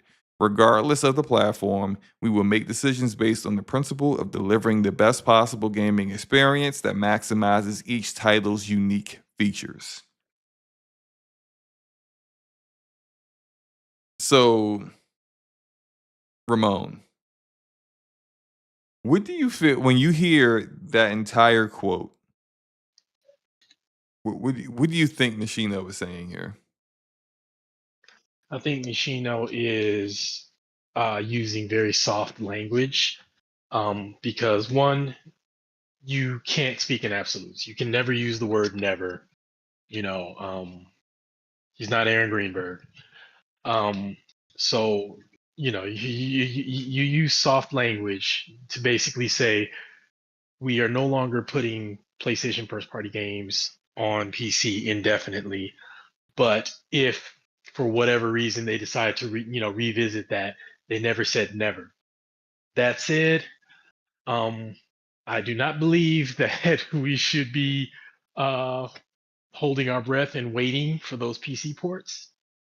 And as to how I feel about it, I am a PlayStation customer. And as a PlayStation customer, I am happy with that decision because if I own a PlayStation, I want their sole focus to be on my experience on PlayStation.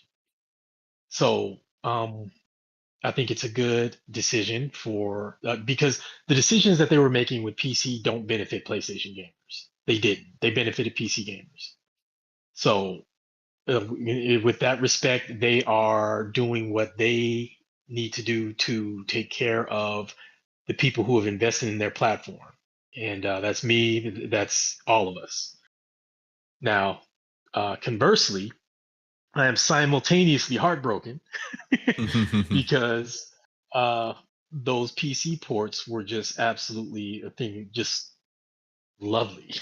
Like I love those PC ports. They got me on a double dip on almost every game. Not all of them because there's some that either a genre I don't play or Little Big Planet is fine on my PS5.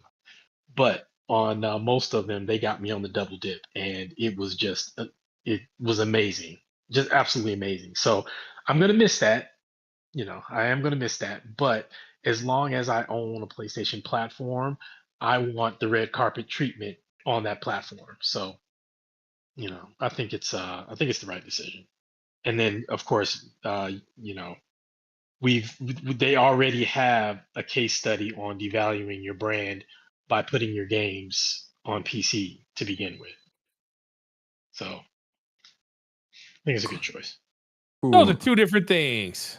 Okay. All right. We got some pushback here, Forte.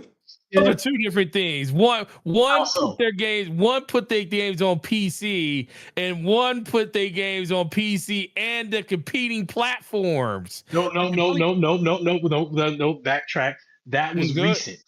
That was recent. Xbox put their games on PC years ago, and they've been on a steady decline. No, their decline has nothing to do with putting their games on PC, bro. That has nothing to do. Their decline is a lack of vision and a lack of awareness and thinking that they could get away with having 3 first-party studios for 5 years before they decided to say, guess what? We might want to have more studios so we can make more games. That was their first problem. But you don't think putting games on PC was a piece of that? Because to me, it also was cumulative. No, they had no choice at that point because guess what? They had first of all, they only had a couple of studios. Remember, Gears of War, well, not even Gears of War, Quantum Break was the first game I believe that went over to PC. It was the first Play Anywhere game. Quantum Break was the first one. Then Gears of War was the main one that went over. That was like the tentpole title when Gears 4 went over to PC because that launched day and date on PC. At that point, there was a lot of like, I remember everybody being up in arms, like, games coming to PC and everything. But that wasn't the straw that broke the back. Everything after that is what did it. It was making decisions like, Game Pass is one thing. I think Game Pass did more to their situation than any game being on any other platform can ever do. Maybe not putting them on PlayStation, but Game Pass hurt them more than putting their games on PC because that literally devalued their own platform by saying that you don't have to buy games no more. If you want to play our games, you can play them in this ecosystem. And guess what? I'm good with it because I was a person. Listen, I've had Game Pass since the moment it came out. I haven't had to pay for a first party game since that day. No, not one first party game. And is it beautiful for a customer, for the person that's investing in the ecosystem?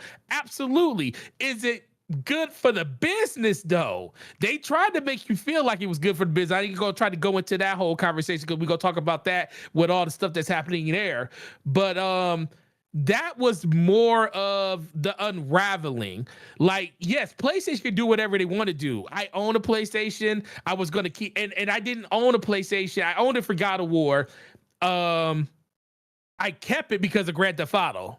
That's the only reason I kept my PS5. Because guess what would have happened? I would have been like, good, they're already putting their games on PC. So I'll just, I could wait for God of War to come to PC. That's fine. I couldn't wait for Grand Theft Auto because that's more than me playing that game. I got other people that want to play it. So I had to have a console for that one. So there is an inherent value of owning the console. I 100% agree with that. But for people to say, and I'm not coming down on you, but for people to say that the Xbox wrote the blueprint that should not be followed. No, they wrote a blueprint that shouldn't be followed due to the fact that they went all this time and did nothing with their platform for half a generation.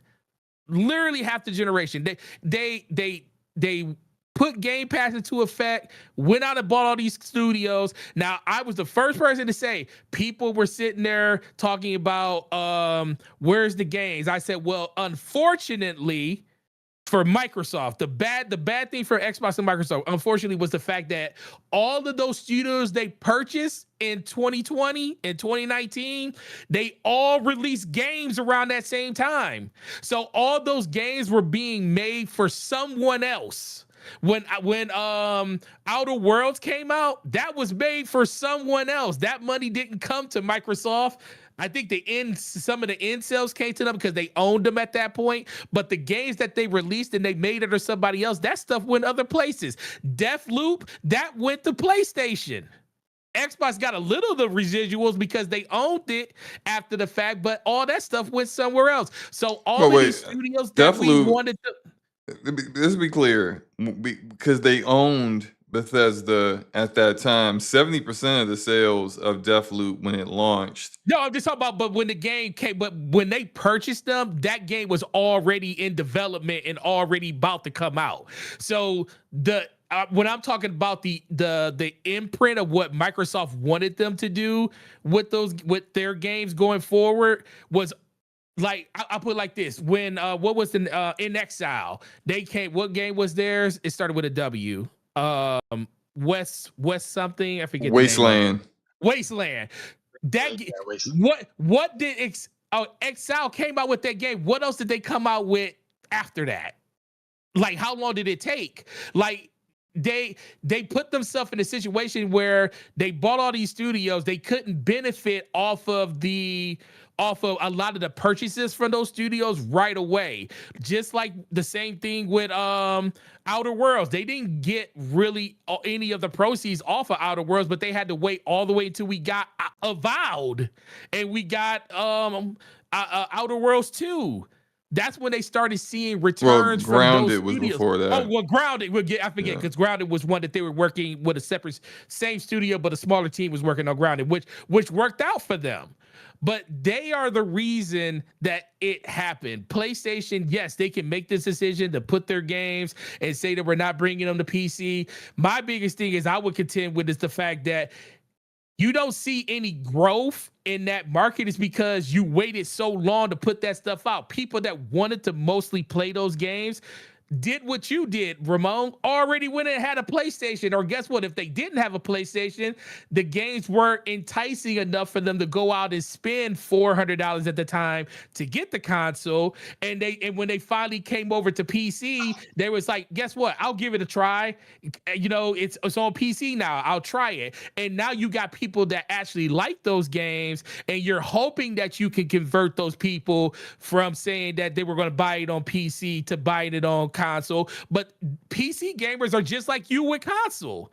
There's like, well, why should I have to buy a PC when buy a console when I already had it over here on PC?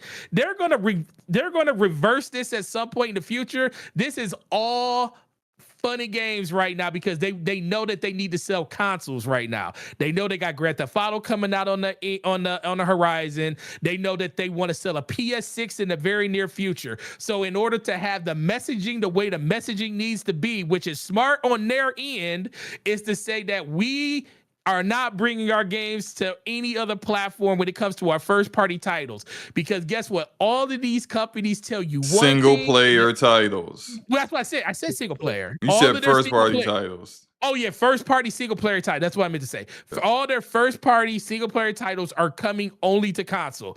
Guess what? At some point in the future, once PS6 is out and they sell all of those consoles and they got a nice installment base, they're gonna go back and they're gonna say, guess what? All of those games that you got at the end of the year or towards the end of the PS5 generation, now we're gonna bring these games over. So this is just more of marketing speak, so they can get more people into the funnel, which, like I said, is a smart decision for them.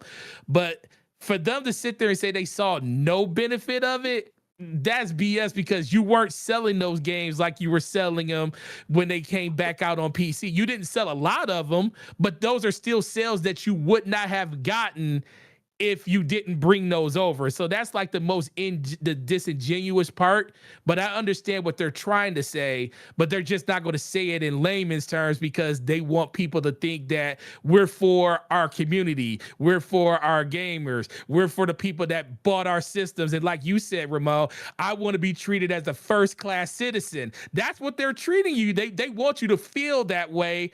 But guess what? Did you feel bad when they brought all those games to PC a year ago, 2 years ago? Did you feel like a second-class citizen? No, because you got a PC and you still enjoyed those games over there. When they brought Soros, if I was console only, if I was PlayStation only, I would have been pissed because. But you're not.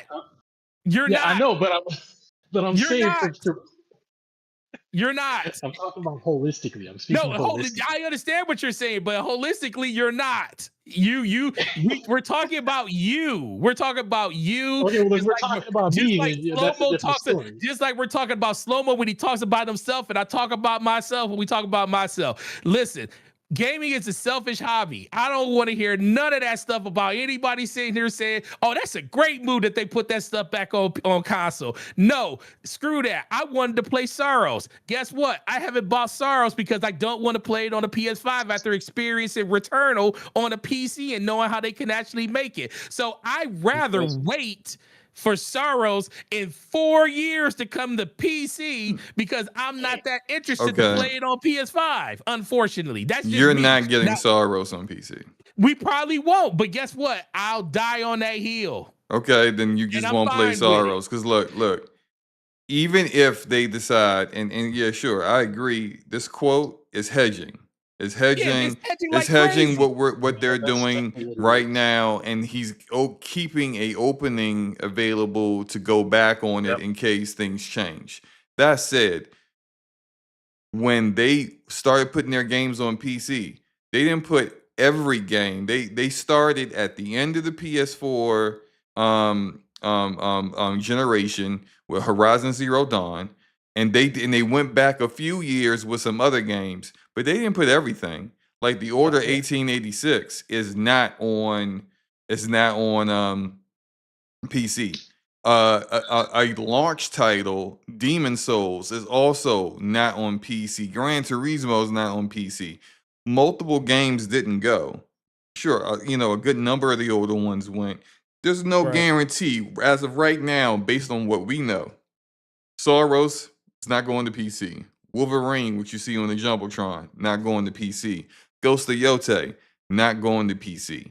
And if they do decide, say, in 2029 or 2030 to change their mind and start putting games on their single-player first-party games on PC again, it is no guarantee they're going to go back to titles that came out in 2025 and 2026 and port them over. That is true. That is very true. So if you want to play those games, this is what they're trying to get. They're saying, hey, look, if you really want to play the game and you actually own a PlayStation, get over yourself and buy the game. I'm not waiting on Wolverine. I'm not waiting on that. I'm buying that day one. Yeah.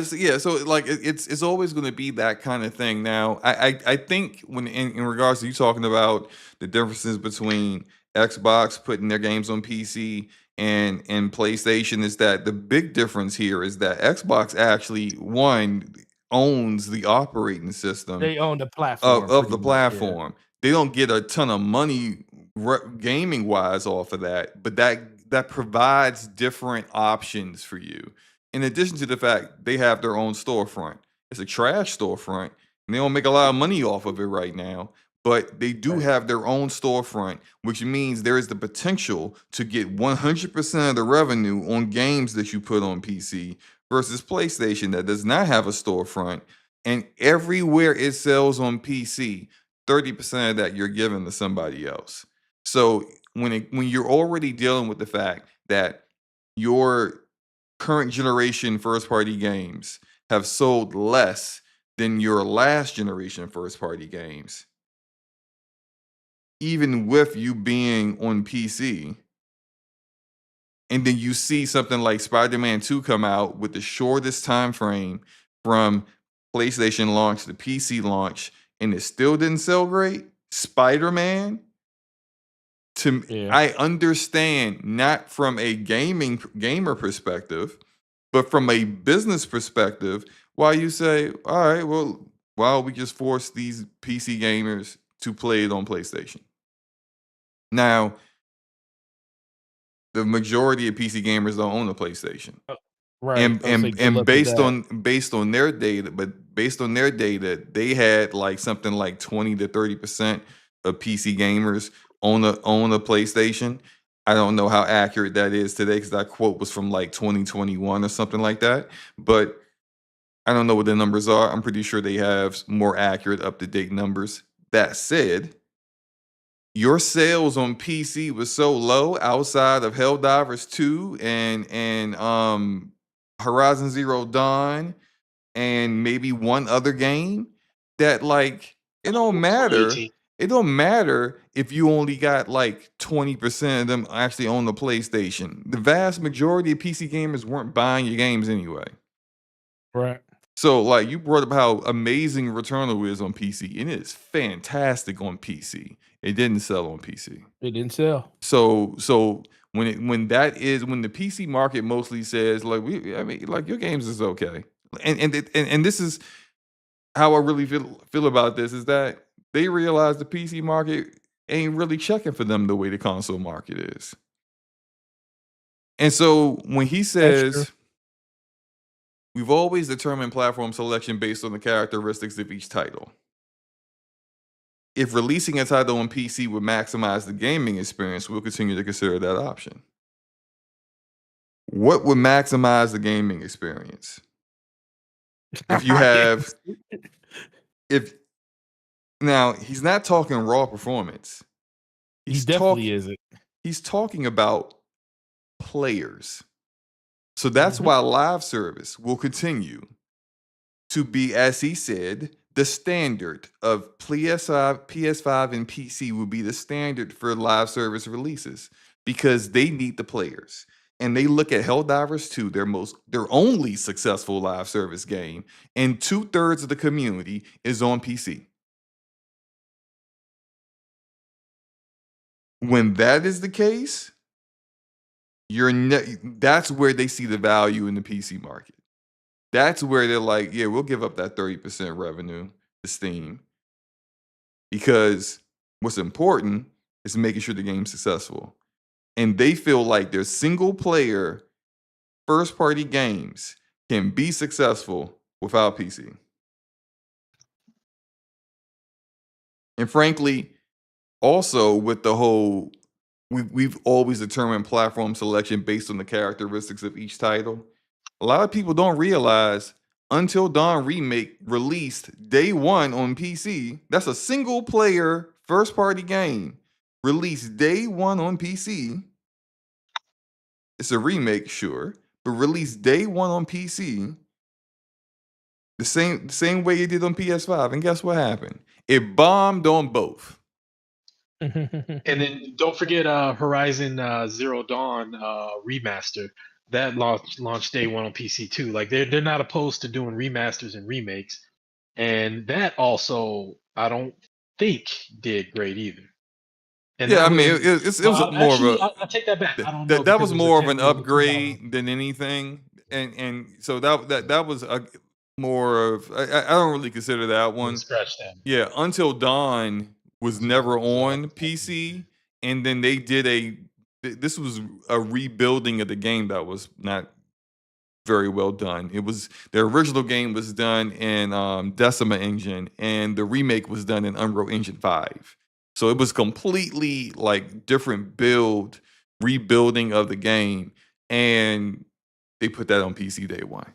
And but we saw Until Dawn 2 weeks ago, and that's only on PlayStation 5. So this strategy, can it backfire? Absolutely. Are they hedging? Absolutely.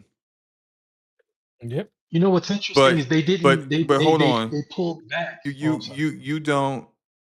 If you are someone who thinks that like you're going to be able to play Sorrows on PC in 2027, you know who you are. I don't think it's gonna happen that soon. That's not happening, buddy. It might not. It might not. Hey, I'm holding out hope, but guess what? If it doesn't, I mean, I'm also under the realization that I'm a realist too. Even if it doesn't happen, I'm not going to be hurt by it. I mean, but you also got to think. This also comes back to: remember we always talk about people's like. You didn't even want to play the game anyway. Because if you wanted to play it, you would have went out and bought it. Yeah. So part of it is I'm standing on my stand that I would play the game if it was on PC. But part of the other side of it is there's so many other games out here I can kind of miss it. It's not like a game that is like something I have to play right now. If I had to, like Wolverine, I have to play that day one. So I don't care where it is. Do I want to play it on console? No, I want to play it on PC. But that's the only place it's going to be available. And like Ramon said, he'll wait a year for Grand Theft Auto. I don't know what he gonna do because every podcast for like the first 3 months of that game come out gonna be talk about Grand Theft Auto, and he gonna be like, I need to accuse myself of this conversation because I haven't played it yet. And that definitely ain't gonna happen. So him saying that he gonna wait, we gonna find out. But no, I agree with you 100% on all of this stuff. I just think at a certain point, and you just said it, this is all double speak. And all of these corporations do it, and they tell you what you want to hear, just like in 2013 when they came out there and said that we're for the gamer and this is how you trade games and our system is $400. They had a $500 system ready, willing, and ready to go with a camera that was in the box that was rumored to be taken out, that got confirmed years later that yeah, they were absolutely going to charge you $500 for a PS4 with a camera in the box, with DRM and everything. And when they saw Microsoft go out there and get killed live on TV, they said, take that out and redo and get us some new graphics, and it all happened. So all of this stuff comes full circle at some point. It just comes down to understanding that, are you okay with the situation that they are in, and are you willing to support it? And 90% of the people that are PlayStation fans are good with this because it speaks to what they truly want. Exclusive games on a platform that they care about, because they don't want to feel like they spent money on something that PlayStation doesn't believe in themselves. Because we as gamers, we all joke with each other. When PlayStation started putting their games on PC, I said hashtag PlayStation gamers, PlayStation don't think y'all enough. I just have fun with it. It's fun to me, just like they say this thing about Xbox finally putting their games on PlayStation. It's all fun and games. But at the end of the day, it's all about where you want to play the games, where you are comfortable doing it. And PlayStation's putting the line in the sand saying, as of right now, this is where we're going to live at, and this is what you got to expect from us. And I'm good with that. Just don't expect it to stay this way, because none of these corporations are 100% honest in the stuff that they say. It always goes back and forth due to the plan. What, like they said, the plan is the plan until the plan changes. 100%. And that's why they will never speak in absolutes and say, we are not going to put games on PC, or we are no longer, or we've determined that we're never going to do it again. You will never hear them say that, because they got to leave that door cracked open. Because if ever there's a chance, if ever the market changes and they suddenly see things going in a different direction, that door's open. Yep. All right, let's move on to let's do it. The let's- first of the first of many. The first of many. Oh, really? Break out the bagpipes. Oh, really? No, I don't have any gameplay for this game, so you're seeing Fortnite on the Jumbotron, but Fortnite deals with the same issues, so I feel like it's apt. EA and Respawn have banned cheaters that were in the top 100 rankings of Apex Legends on all platforms. Dang. So that is PC, that's PlayStation, and that's Xbox. That's 300 of their very best players. Out of those 300 players, 86 of them got banned. Guess how many of those 86 cheaters were on PC?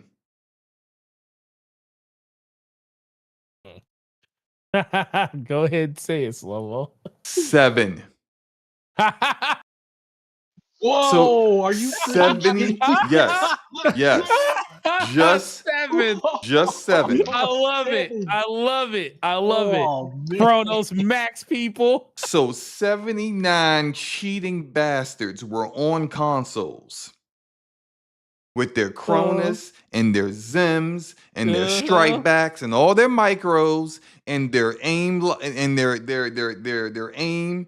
I was about to say aim assist, but it's not aim assist, because aim assist is fine and normal.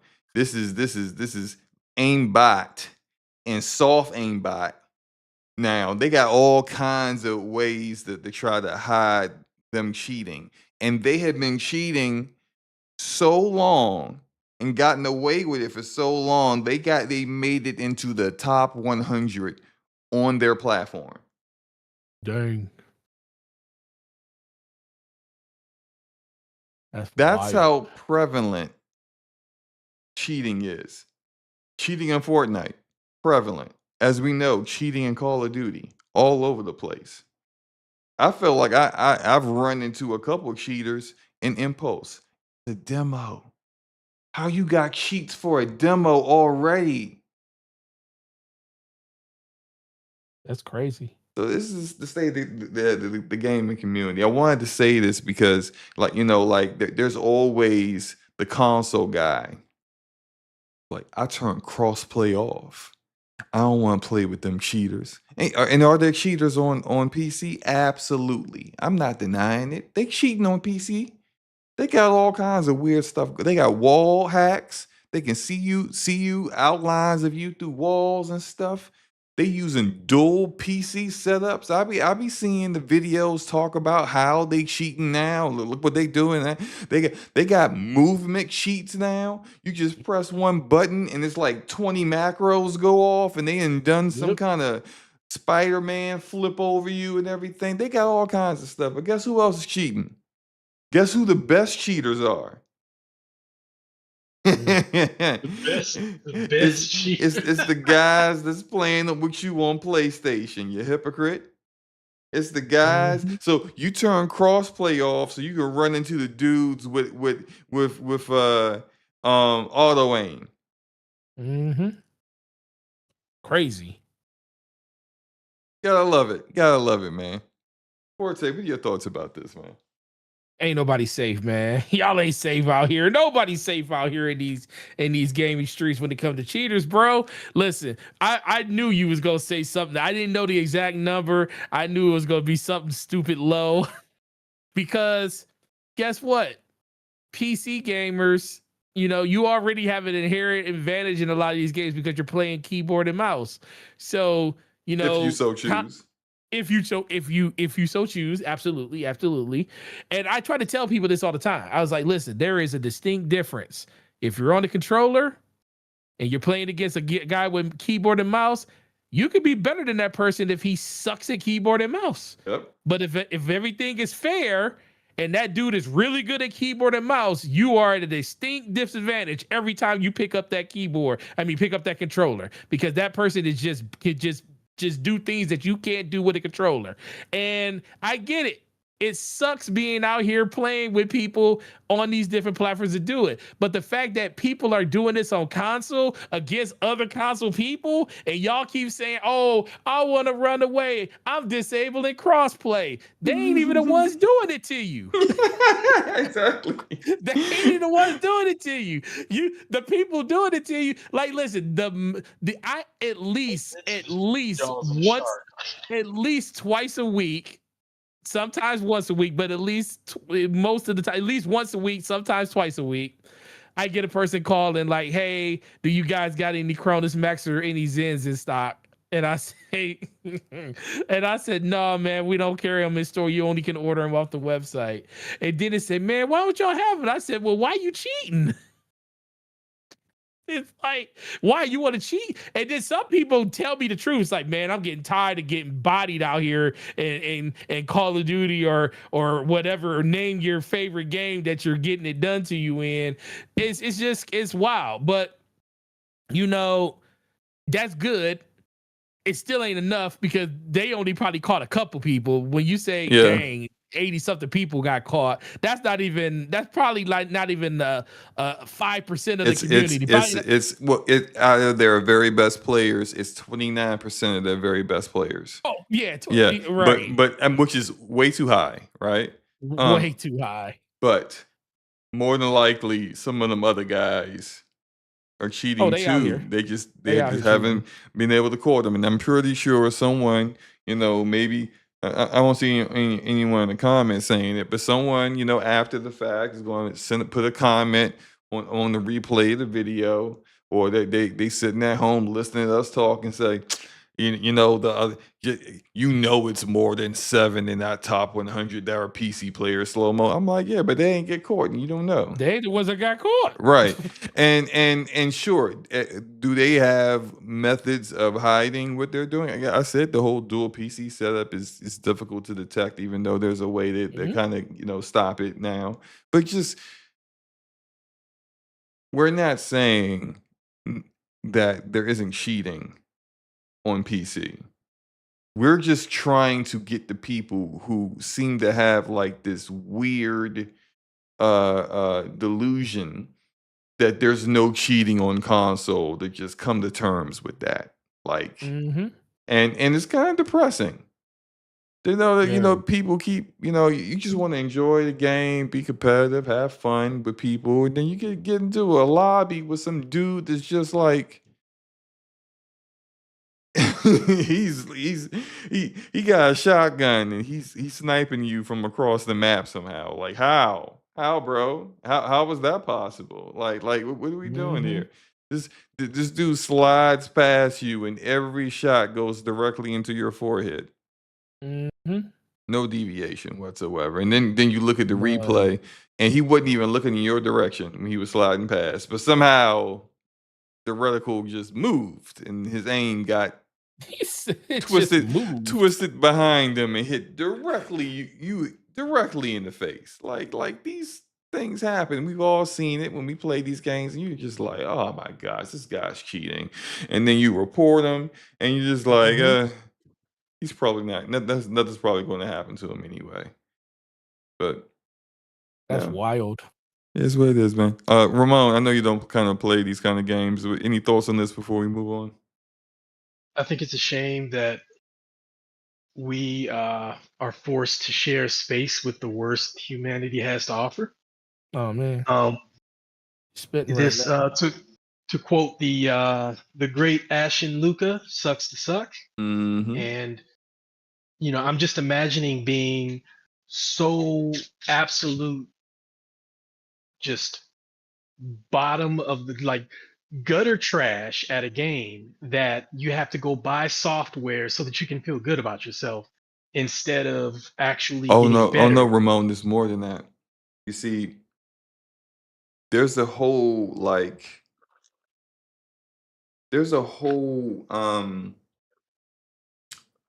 mindset behind this. A lot of the guys that's cheating, not even bad at the game. The problem is they're good at the game, but they get killed by people who are bad at the game, who are cheating. And they're just like, well, they keep getting away with it. Why can't I do it? And then go. Here's another thing, because you see streamers get caught cheating all the time. You're a streamer. Yep. You're known, and I used to know a streamer. Girl would play, and I'm not saying she was cheating, but just like the this is things they deal with. She used to stream Rainbow Six Siege, and she cultivated a big community off of her playing Siege. And me and her used to play the Division together, and she stopped playing that, and she started streaming Siege, and then she didn't like blow up and nothing, but she amassed a nice sized community. Problem was, got tired of playing Siege, and they would get livid with her when she wanted to play something different. They were only there for her to play Siege. And when you have a community that's like that there's two aspects of that. They only want to see you play Siege or the game that they subscribe to you or followed you for, and they want you to be good. If you're not good, if you get one bad match, oh, you trash now. It's that kind of mentality. Now, if you're thin-skinned, that can affect you. Yeah. That can affect how you keep playing. You might start playing even worse because you're stressing, because every match is like stressful for you, because if you run into some cheaters, they're gonna make you look bad on your stream. Now that might affect your money. If you're a streamer that don't have a full-time job and this is your job. So what do? You start cheating too. So to make sure that every time you go live, you look like the best Call of Duty player they know. You look like the best Apex Legend player they know, the best Battlefield player, the best whatever. You always winning. That, what I just described, that's what every one of these cheaters do. Wasn't it that girl that, I forget her name, the girl that was a Call of Duty streamer? Oh, and yeah, Nadia. Yeah, Nadia. It went to the, like, she would go to the events and get bodied in the She events, got and everybody destroyed at those events. Absolutely destroyed. And when she was allowed to do some other events where I think she was able to bring, can't remember how they determined it, but they kicked her out because she was cheating. Like, I don't know what, like, I've never done these kind of esports events, so I don't, like, I'm pretty sure they provide the PCs, right, that you play on. At least I think so. But like, maybe you could provide your own keyboard. Maybe you could provide, maybe you can do something, to install it or change your settings or whatever. But like something she did, she was, and she's a really bad, one of those bad cheaters, because like, when I play Call of Duty and I know a dude cheating, I know how I can see how he's using walls and he's looking in my direction, but he's not trying to be obvious about it. Like, he knows where I am, and then he'll come around the corner, and in the kill cam, I'll see that he already knew I was coming around the corner, right? She was obvious though. She's like shooting at walls. She's shooting at you where you are through the wall, but she started shooting before you cleared the wall. So it's obvious that that he was cheating. She was really So not bad only at is it. she's trash, but she's also trash at cheating. Yes. That's terrible. Yes, and when Wow. she couldn't use her own setups or her own anything, she was getting destroyed. But like, she's an outlier. A lot of these guys are actually kind of decent. Like there have been dudes who have been playing Call of Duty for years, well known for years, eventually get caught cheating. And people was like, but he was a good player. Like he didn't have to do this, but didn't have to do that. But it's like athletes with steroids. Like, you out here trying to get drafted, and you're pretty talented, you're pretty athletic, but the other team, they on them peds, man. They on that HGH. Matter of fact, the dude who's second string is on HGH, and he out here hitting harder than you now, running faster than you now. What you gonna do? You gonna lose your spot, lose your chance to go pro? You been working so hard for this. You gonna hit up that street pharmacist and get yourself some HGH. Like, this is what they do. I'm not condoning any of this, of course. I'm just saying, like, this is You're teaching me something because I didn't know all this. Yeah. It's not just that they suck, because there's a lot of people who just straight up suck. And you can look at videos of other stream, like YouTubers and whatever, laughing at cheaters. They just suck. Like, I body guys. He's cheating, and I'm still killing him. Like, you cheating, and you still can't kill me. You're a dumpster fire, bro. You're dumpster juice. You're a bullet dumpster.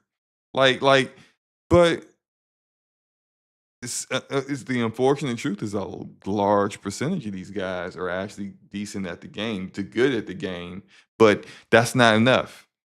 Because if you're just good at the game, like, I'm just good at Call of Duty, but I would get bodied by guys that are like live, sleep, eat, breathe Call of Duty. Yeah, that happens. I don't care, because also I don't make it my identity. So that's why these other guys make it their identity. And so when that's the case, you're gonna start doing some things to make it so every time you go live, you look like the greatest Call of Duty player that ever existed, or whatever. Mhm. You know, Apex Legends is we're talking about that, but yeah. Um, that was just that's just the warm up to the bad news. So let's get into the let's get into the appetizer of bad news. You guys ready? Yeah, let's do it. Appetizer. Let's Oh, go. really? Let's go. Oh, really? So a few weeks ago, a little game called Lunar Abyss launched. It launched in Game Pass, came out. A lot of people started seeing it. It got pretty decent reviews. I played it. At the time, I was kind of in the gaming funk, and I was like, I just don't feel like playing anything new and different. Tried this game, and I really gravitated towards that first mission. Really impressed me. Well,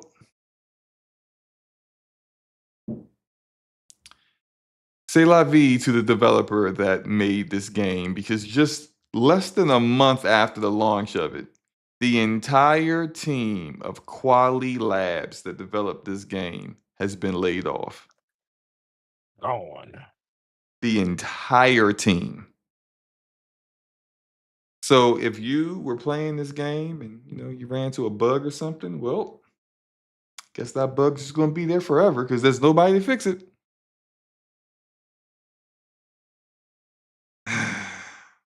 And, I want us to get into the meat and the entree of tonight's discussion. So I'm not gonna go back and forth with you guys. Just free for all. You guys see how you feel about this, and we can move on to the next unfortunate bit of news here.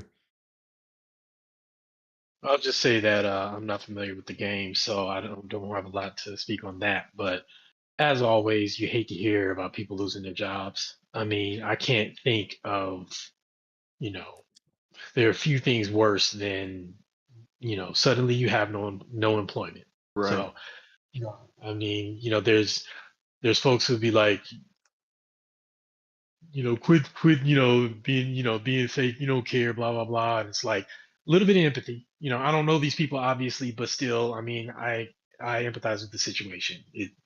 It's stressful as hell. Ulcers come out of that kind of stuff. You know what I Yeah. mean? Like, Yeah. so, now suddenly you're sitting, sprucing up your resume and you're sending it out and you sent out 50 resumes and you're getting no bites, Yeah. or you get a bite but they want to pay you half of what you made, and the lifestyle that you have created, it wouldn't support that. So, you know as I'm saying it now because it's going to apply to what's coming next, but it's, I just, my heart goes out to them because I can't, there are a few situations that are worse than that. So, I just wish them luck finding a job someplace else.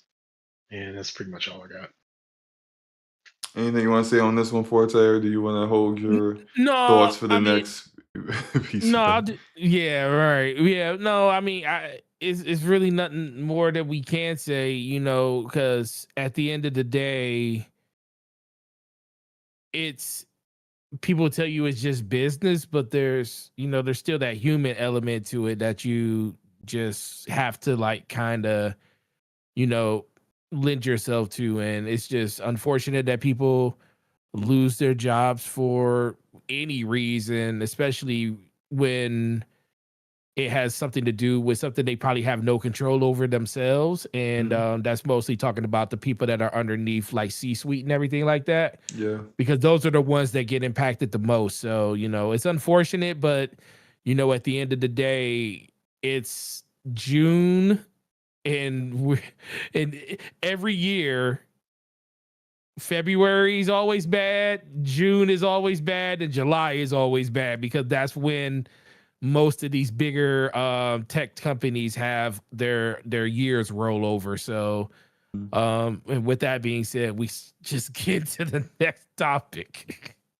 Yeah, I don't even want to hit the old reallys because it just feels inappropriate. I don't have footage for this game, even though I've played them all. But Don't Nod, known mostly for Life is Strange, had an investors update and they have announced that they will see cash reserves depleted by November as Tencent, their main investor, is no longer investing in the developer. Um, Don't Nod most recently came out with Banishers, which was a very, very good quality title. I know Ramon, you really, really thoroughly enjoyed that one. Um, but it didn't sell well. And I think what's really kind of happening here is that even if you make a quality title and like the game on the screen, Lunar Abyss, quality title, but it didn't sell well. And if you make a quality game that doesn't sell, it kind of to publishers looks like a kind of like a almost like a vote of no confidence, where Mhm. from the overall gaming market. And so yeah, it kind of makes like I guess business sense that say Tencent would decide, yeah, we're not going to um fund your next project. And it doesn't mean, at least in this case, Donut does have some options and potential to kind of come back from this. Because look, we've seen Capcom in a bad situation and now they're doing awesome, right? We've seen Sega in a bad situation and now they're thriving. So there's always the opportunity for them to do better. It doesn't guarantee anything, but it just seems as if they don't find funding for their next project by November, that they too will also start incurring major layoffs. Um, any thoughts about Don't Nod, fellas?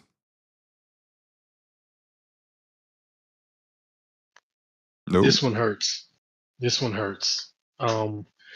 Like you already said it, I really enjoyed Banishers a lot. I mean, fantastic game. I really enjoyed it. And great story, great acting, double A game with visuals like that was just, I mean, I loved it.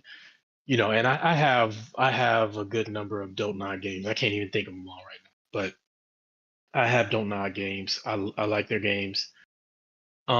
This just brings my mind to when people say, man, these development times are taking too long. When they need to scale down and these get these tools and so they can get these games out faster. That's I vehemently disagree with that. And I mean, I understand some of the sentiment because you got one studio that can go a whole generation and maybe release one game. That's crazy. But on the flip side to that, the last thing we need is for more games, more studios pumping out games faster. We can't keep up. We either don't have all of the money in the world to buy these games or we don't have all the time to play all these games. And the reason I'm saying that is because you get games like Banishers that gets, just completely drowned out because there's so many awesome games out there. We have too much and these studios are pumping out quality games and either getting massive layoffs or getting shut down through no fault of their own because people just I mean we only have so much time and we only have so much money and we have to choose and personally, I mean, this is kind of a sidebar, but I with some few exceptions, like for instance, Wolverine, I've been trying to prioritize double A's and indies even over triple A games that I'm looking forward to.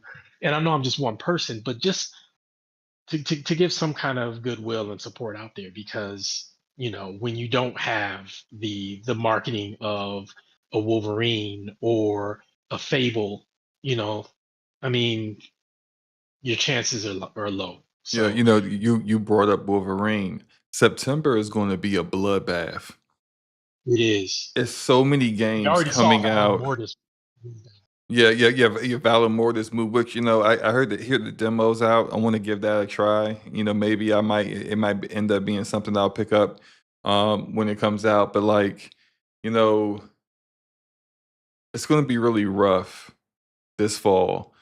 There's so many quality games that are coming out that appear to be quality. We haven't played them yet, but September for me, number one game I'm playing is Fire Emblem. Number two game I'm playing is Control Resonant. and number 3 game I'm playing is Wolverine. I apologize to everything else because I'm just not. Yeah, right. I mean, I got the You're one money, person. but yeah, again, Yeah, but you don't have to.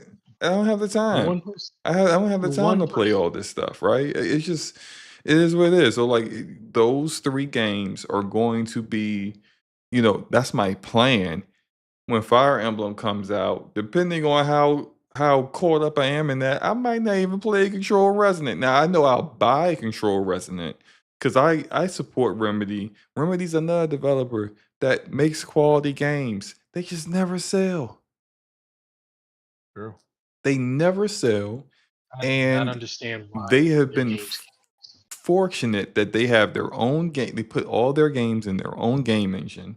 They don't have to license out the Epic for Unreal. Northlight engine and is fantastic looking, one of the best looking and best game engines that's out there. And they're where the region of the world they are based in, cost of living is much lower than other places, and just their workflow and how they make their games, they don't cost that much. Like Control cost them $30 million. That's even with marketing. So even though Control never charted anywhere on any sales chart, they still came out in the black. They still made a profit because they took a Game Pass bag. They took a timed platform a storefront bag with Epic Game Store on PC. They did the things they needed to do in order to make sure they made money, but there's only so much of that you can do, you know? Like that Firebreak game, multiplayer game, like I just I hope Remedy just stops trying to do multiplayer. Just like getting out of your lane is not for you.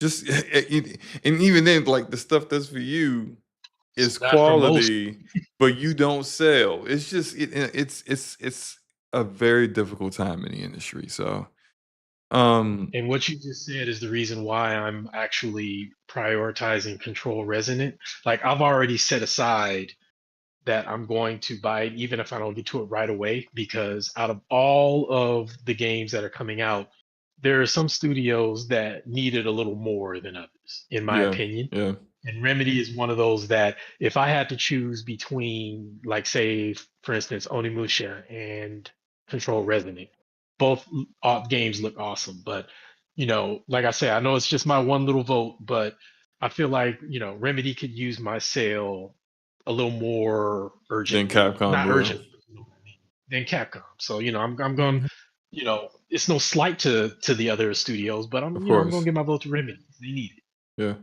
Forte, any thoughts about this before we get into the entree? No, yeah, I mean, you guys said it all. I agree with the plight with Remedy and everything. If I had to pick where my money would go, that's where it would go, because I feel like that studio has been through, like, when it comes to the games and stuff, people for some reason don't support them the way that the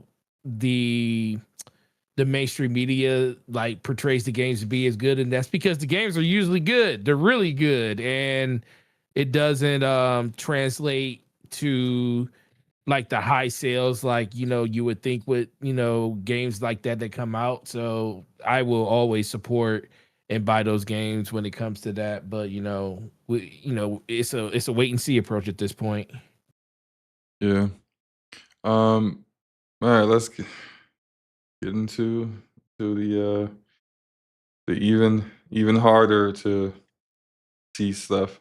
Now, I know I talk about I always joke around about Bungie, and I like to poke at the Destiny fans because they were arrogant and foolhardy, and now they see how the other side of the world lives. But I never like to see this side of things when things are not going well for companies, and Bungie's no different. So with Destiny 2 now no longer getting new content officially, it's even though it still has the servers on and it still has a a good number of players consistently playing the game, it is what you would call a dead game because it's not getting any new content. Marathon also is not far away from that status, unfortunately, because it does not have the players that Destiny has. And it doesn't have the players that a lot of the other games that are in that genre of extraction shooters or just in live service games in general have. And Bungie, from according to information coming from a French journalist who on Twitter goes by the name of Sylvain, Bungie is set for a wave of layoffs that will reduce their workforce in half. So essentially, you're looking at like 400 developers that would be being laid off, and that would be essentially all the people that were working on Destiny 2 at that time. Um, we do know that like a lot of the Destiny community wanted to come together, show Sony that you should make a Destiny 3 this next big update. We're going to be here. We're going to play the game. We want those numbers up so that they see that it's worthwhile and worth it. But as we discussed on here in previous DPS episodes, even at the height of Destiny, it wasn't a big. It made a lot of money and it spent a lot of money, and what they care about are profits, not revenues. And if you can't make a profit, or if they feel like you can't make a profit, you get a case where currently, as of this time, and there's no guarantee that it will always be this way, but Destiny 3 is not in development. So what they're not going to do is just keep people around for no reason. You don't need those 400 people on Marathon. Their development pipeline is set with the people that they have. So it is what it is. Forte, I'm gonna go to you first because I know you. This is definitely something that you're gonna have a lot to say about. So, floor is yours, man. So this is stupid, but and that's what me even knowing that I understand where it's coming from. Real quick, we do have some good news. Go ahead. Oh yeah, let's go. First of all, I love this name. 80s cartoon villain. Greatest villains ever. 80s cartoons. Let's go. That's a dope name. Has joined the DPS infantry. Appreciate you for becoming a channel member. 80s cartoon villain. Right, great. Let's go. Love the name. I think it's a great name. That's a great name. Like I'm thinking of Skeletor right now. Anyway, Forte, go ahead, man. No, yeah. I understand all of this. It's stupid. I understand why this is happening, and because as much as Destiny, like you said, made a lot of money. Like I remember when it came out, Activision, like said day one, it made $500 million day one because of all of its sales and stuff that it had, and all of the money they made from just DLC content and all. And then Bobby Kotick, coming out talking about Destiny's going to be our next billion-dollar franchise. This is when they were still really, really good in with Activision at that time. Like, we're talking about a studio that had a game that one of the most notorious people that wanted to like just drain the blood, the turnip dry of a game, said that this is the next billion-dollar franchise. As much as we give Bobby Kotick crap, he didn't lie about a lot of stuff when it came to like the money that they were trying to spend and make inside of the games and stuff. Sometimes he just goes way too far, like how Call of Duty was for a while. Mm-hmm. But it's like that's what they have here. And as much as a lot of people want to blame Sony for this once again just solely sits at the head of Bungie, literally at the head. All of the decisions that were made, all of the financial moves that were made, is all coming back to roost. And the unfortunate thing is it's coming back to roost to the people that really had no control over any of it. Like, Pete Parsons gone. Him and all his garage of cars gone. No longer with the company anymore. You set the company up, and you can kind of read into like all these things. Like, no one really knows what happened there. A lot of people are saying that he cooked it, like he spent off all these incubation projects to make the company look more interesting to divest into, so people will be willing to buy them. And that's the reason they spun up all these different things, because he knew that the financials were bad for the company, but he wanted to put a good face forward so somebody could buy them. Makes a lot of sense.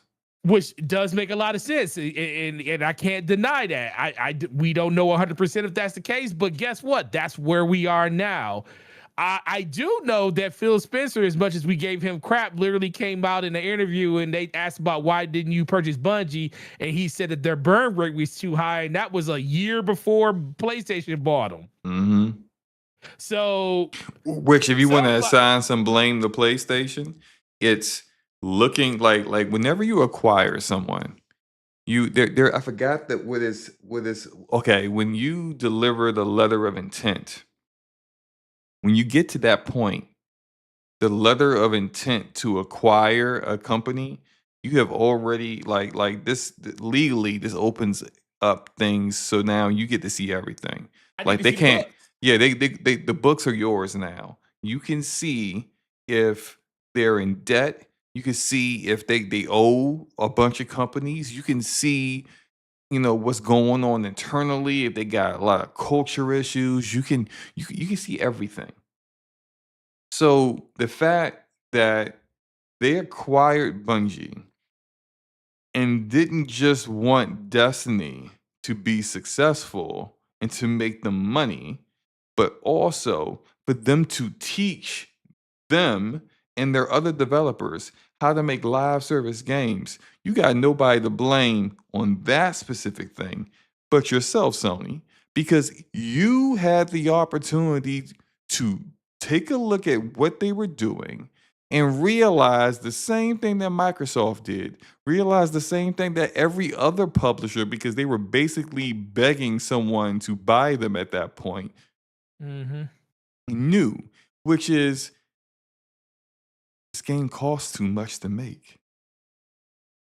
And what exactly had Bungie done to cultivate the loyalty from their community that still wasn't enough to make a profit that anyone else hadn't done? They made the same mistakes. The only difference was their community didn't leave and other looter shooter communities did leave. What could they teach Naughty Dog? Nothing. What could they teach Arrowhead? Shoot, Arrowhead, you should have had Arrowhead in that position. They're the ones that actually are successful. With a great marketing pitch, the whole Starship Troopers thing. You were unofficially using an IP to promote your game that definitely took inspiration from the IP. Masterful marketing. And way to support a game and keep it going. Like, they are, at this point, sure, have not sold as many copies as Destiny has over its history.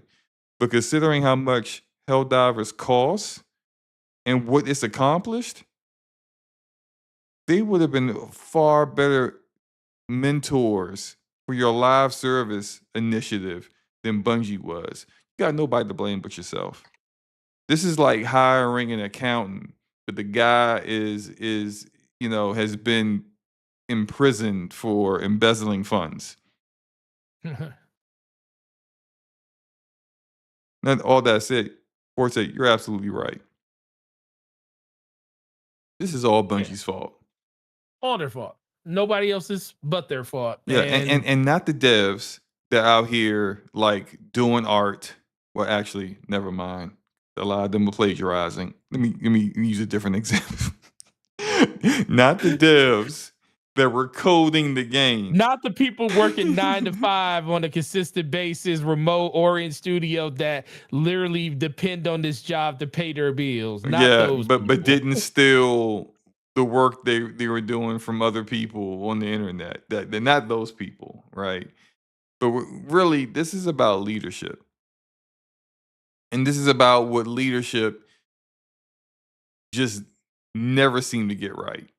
And so, yeah, like it sucks that the people who are going to pay for this are the people who've been putting in long hours, crunching, putting in hard work, really caring about what the Destiny community wanted and tried to provide those things.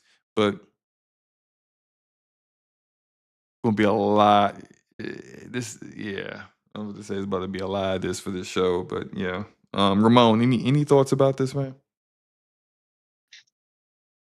Um, this is a shining, or I should say, a very dingy example of how laws are failing us. Government is failing us Mm. because we have a world in which one person or a small group of people can run a company completely into the ground and, well, into a mountain, but before it hits the mountain they jump off the plane and They got the golden loose parachute. their golden parachutes.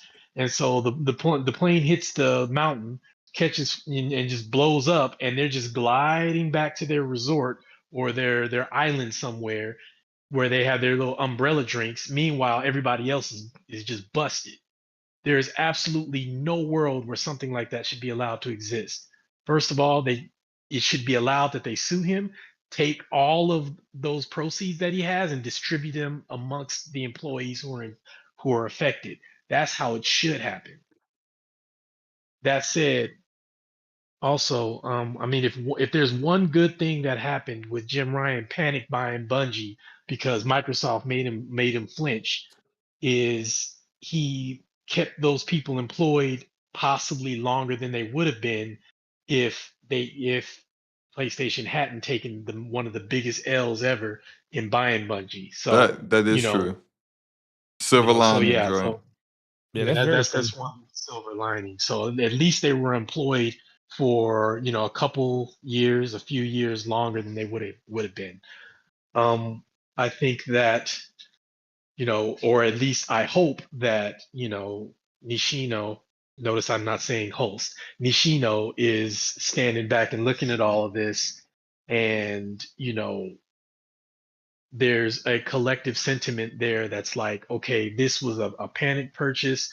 Uh, in it, that was just one of many things that was just so wrong about this aggressive multiplayer push.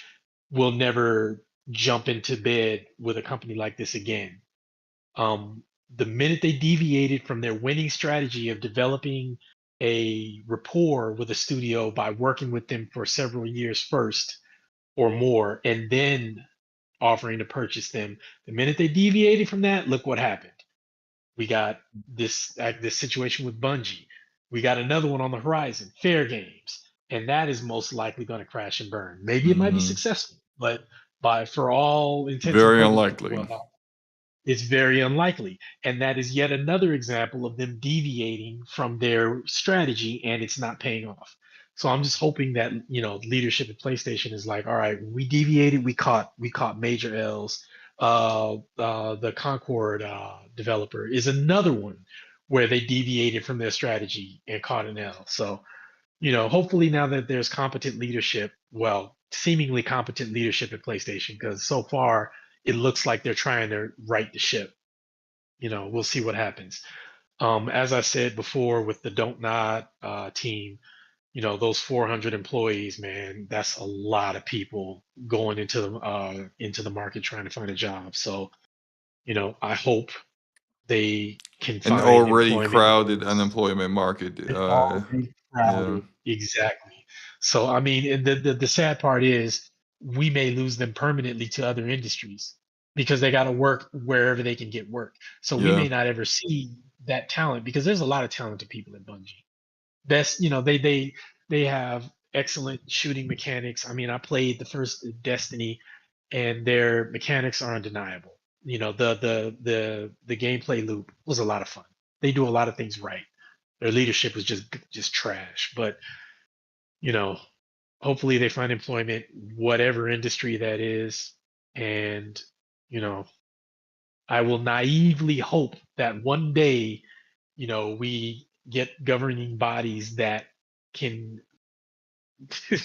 build some sort of legal like net to drape over these C-suite CEOs to where it's like, okay, if you run a company in the ground, no, you're not getting this golden parachute BS. You know, I mean, there's some things that are out of people's control, but everybody can see when they're running a company in the ground and they jump off. So that's my soapbox. You know, I wish them all well. It's a shame. Yep. All right. Let's get into the literally worst thing that has happened this week. Or about to happen. Yeah. So, you know, in typical fashion when it comes to Xbox, they follow up good news, which was their Xbox showcase, with bad news. And did they follow up with bad news? Man, they really outdid themselves this time. So last week we discussed Xbox CEO Asha Sharma's letter where she talked about an Xbox reset, the next 100 days. And you know, she sent this to the Xbox employees. It looked pretty grim. I'm pretty sure, you know, a lot of, like we discussed it, you know, there's probably going to be layoffs. There's probably going to be, you know, potentially studio closures. We'll have to see. And now it's, yeah, definitely more grim than what I think some people expected. Um, well, first, the boss for the guy running Xbox Game Studios, Craig Duncan, who was once the studio head for Rare, is stepping down. Additionally, and Craig Duncan has only been in that role for like 18 to 20 months. He hadn't even been in the role for 2 years. Um, Additionally, Xbox Chief of Staff Louise O'Connor is also departing. Now, sure, Xbox has like a policy where it's like if you're over 55 years old and you've been with the company for 15 years, you can retire and keep 100% of the stock option, like the value of the stock options that you had in the company. So maybe they're like, hey, look, I just turned 55. I think it's time for me to retire. Sure, maybe. Or Get up here. or maybe you see the writing on the wall and you're like, you know what? I'm old enough where I can get out of here and leave and be pretty comfortable. So yeah, you can choose which scenario you think this is. That's fine. I think both are valid. That said, Mhm. on June 10th, Asha delivered the letter, and as starting last Monday, we began to hear about studios who were in a very precarious predicament. Those studios are Double Fine, Ninja Theory, Compulsion Games, and possibly Undead Labs. It was somewhat prematurely because what's his name? Bloomberg reporter Jason Schreier has said that 0 of these studios have had any kind of legal documentation provided to them of their studio being closed. But essentially, what's happening right now is that multiple Xbox studios are in current negotiations with Microsoft to either buy out their independence, be sold off to another publisher, or if these things fall through, to be completely shut down. Some of these studios had showed a brand new game at the Xbox showcase. a brand new game that it appears Xbox had no intention on actually publishing, and that's Ninja Theory with the game Senua. Apparently, Xbox had no intention of ever publishing this game. If we actually get a chance to play Senua, it's going to be because somehow Ninja Theory is an an independent developer that can actually support it and get it out the door by 2027, or it's another publisher that saw the potential of it and will get it out the door. And why is a lot of this stuff happening? It's because, as Asha said, Xbox has a 3% accountability margin. And if you don't know what an accountability margin is, I'll explain it. That's a profit margin. You need to have 3% of profit. And unfortunately, they have not been profitable even with the acquisition and the additional revenue that comes with ABK. Because also what comes with ABK is also a lot of expenses. Think how we discussed things with Bungie, but to a much, much, much larger degree. And so here's where we're at. And let me say a couple things before you guys go.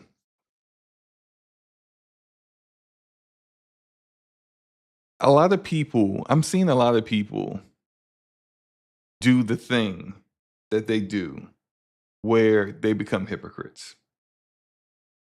And we know what that thing is, where the things they were saying years ago about these studios, about Ninja Theory or Hellblade, so amazing. This game's so awesome. I love it. Double Fine, Psychonauts 2. They're so unique and so different. This is what brings value to Game Pass. All these people were saying those things before, but guess what they're saying now? Now they're saying, oh, well, your games didn't sell, so of course you deserve to get shut down. What did you expect? Maybe what they expected is what they were told, what they were sold on when they were acquired, because it wasn't. I'm also gonna go back to the same criticism I gave Sony on. Why would Xbox expect big sales from developers whose games have never been big sellers? Name a game that Compulsion, Undead Labs, Ninja Theory, or Double Fine. Shoot, you can even add in Obsidian. Name any of their games that were major super unit sales kind of games. They don't have any. And as we discussed before, you can have a quality game that doesn't sell. It's just, hey, it's just the way the market is. Maybe that's just not going to be your thing. Maybe the kind of unique experiences that you make just aren't for the majority of the market. But Microsoft knew that ahead of time. They knew that about these studios ahead of time. They weren't acquired to sell 10 million copies per game. They were acquired to bring content to Game Pass. The quality content to Game Pass. Go back and look it up. Start in 2018. Look at Matt Booty's comments. Look at Phil Spencer's comments.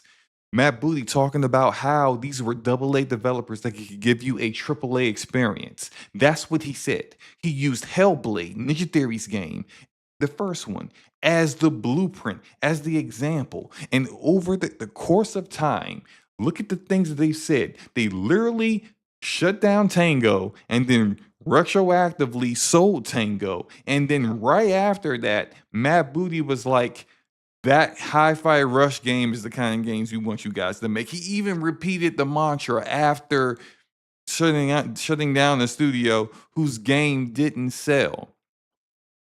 This is what you sold them on. You brought them in. You told Tim Schafer, hey, we don't want you to do anything but you've been doing. We ain't trying to turn you into a different kind of developer. We want you to make the games that you want to make. And guess what they did? They made a pottery deathmatch game. Oh, now you're mad? Now you're upset? Oh, why would you make that? Because they're supposed to be bringing content to Game Pass. That's not on them. That's on Xbox for switching it up yet again. And so the people who now all of a sudden have a different criteria of what the studios were supposed to look, I get new leadership is in place and new leadership is going to do what they're going to do, but they will not avoid the smoke.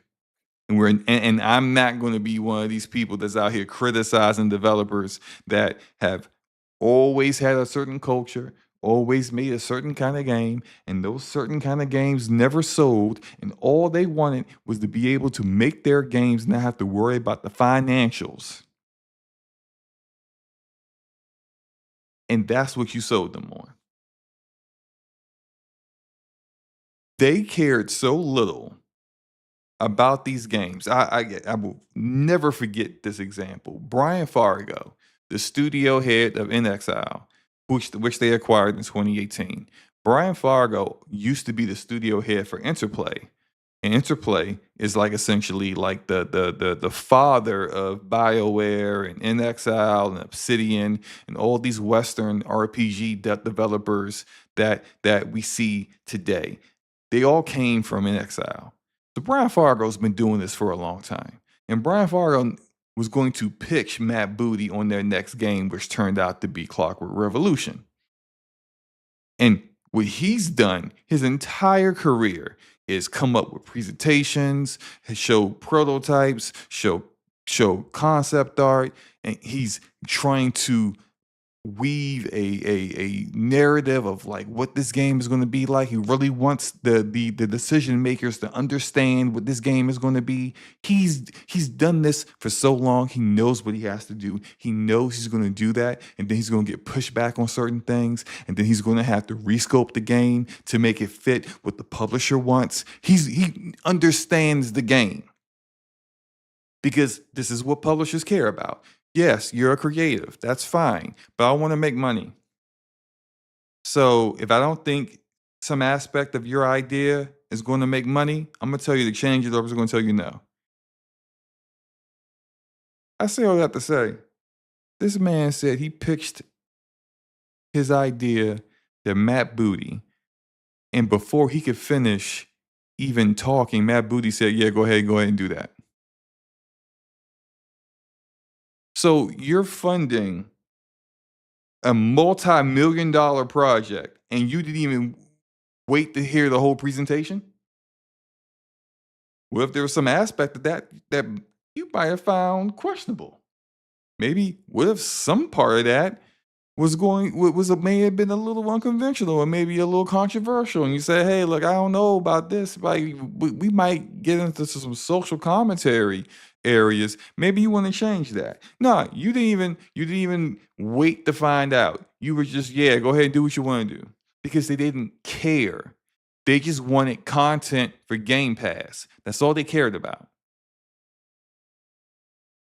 And now all they care about is making money.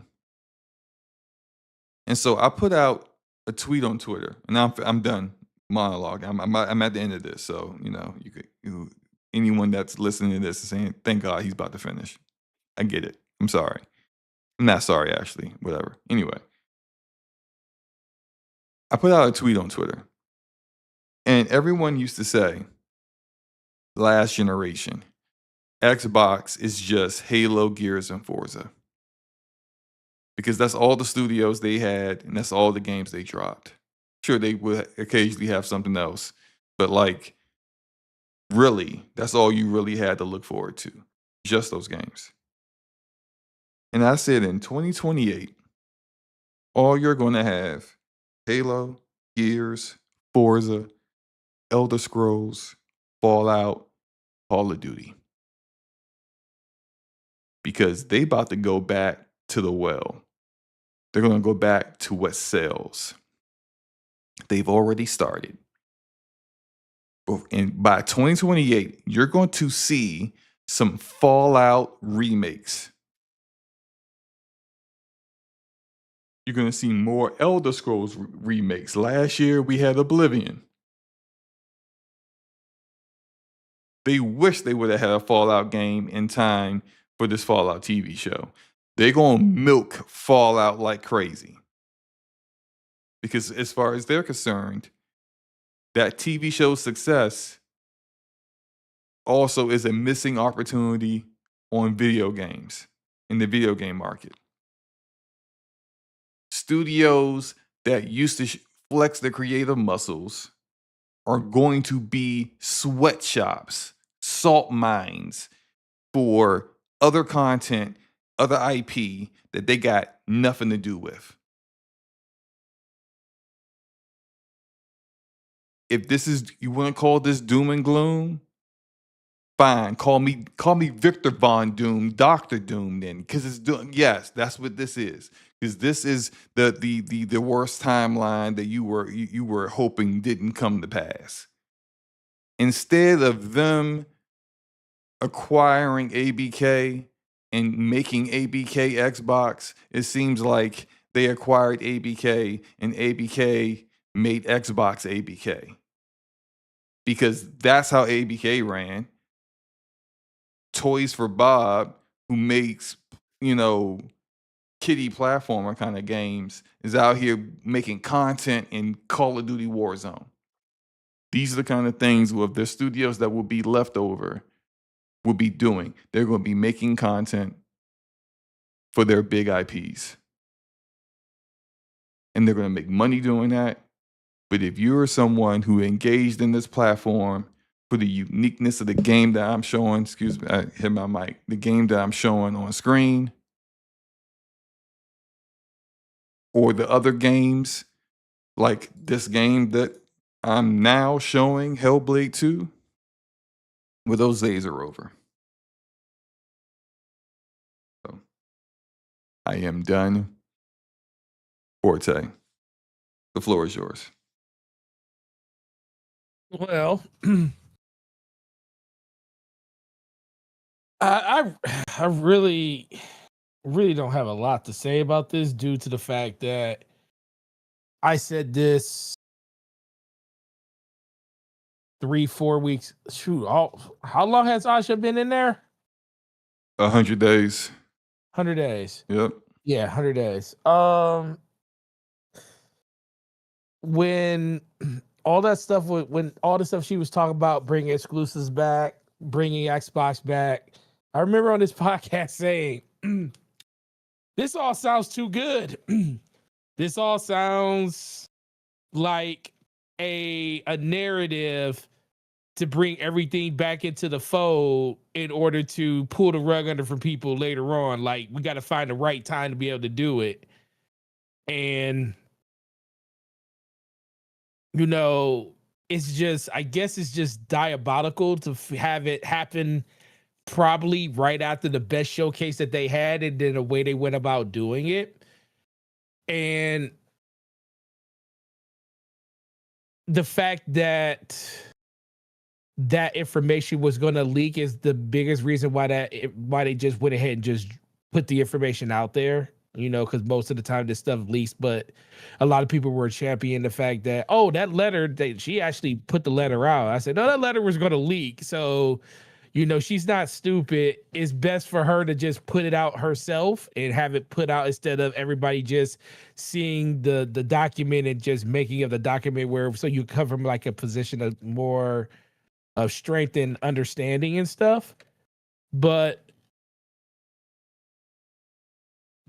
I kept saying that the layups, all these were layups that were giving, and this has nothing to do with Ash. It's just more of, she's the one that has the give out this information. She's the one that has to like talk about all these things. And this was the hard part of it, because everything before this was easy.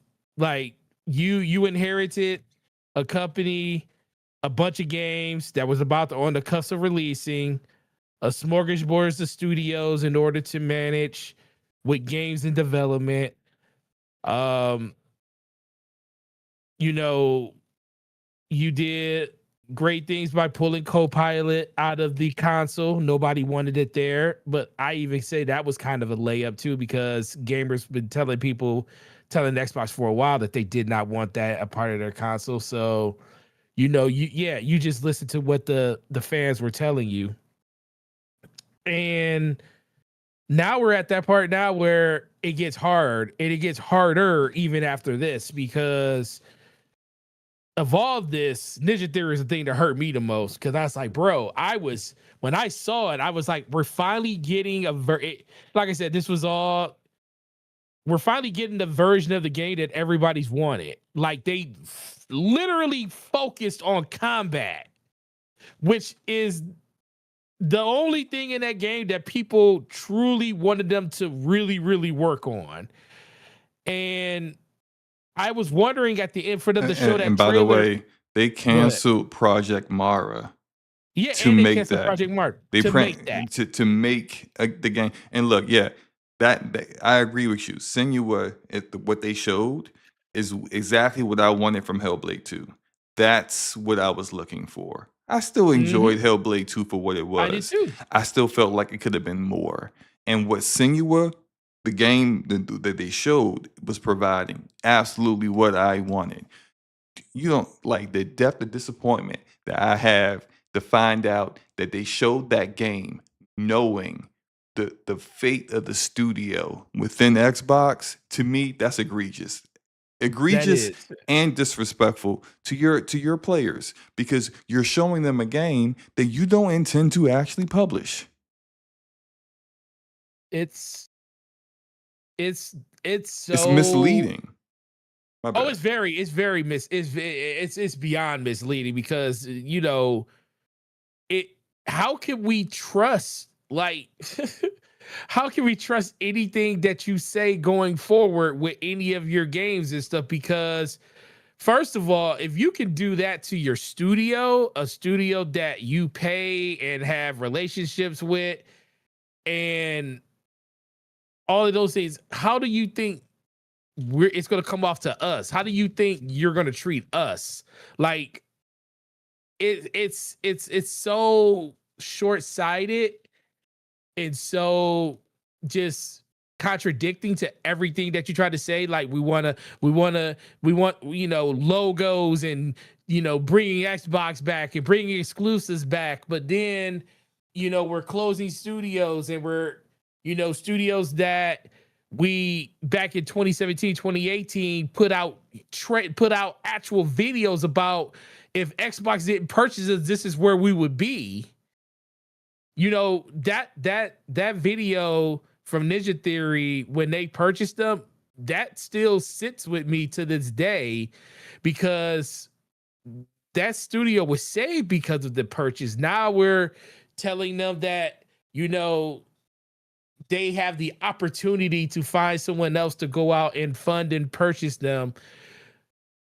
This just kind of tells me another story that Game Pass day and date is about to disappear, because all of these studios that they're doing this for is because of they needed content for Game Pass. They needed to fill that funnel. So let's talk with that for a second. So you think, okay, so like they already took Call of Duty out of day and date, right?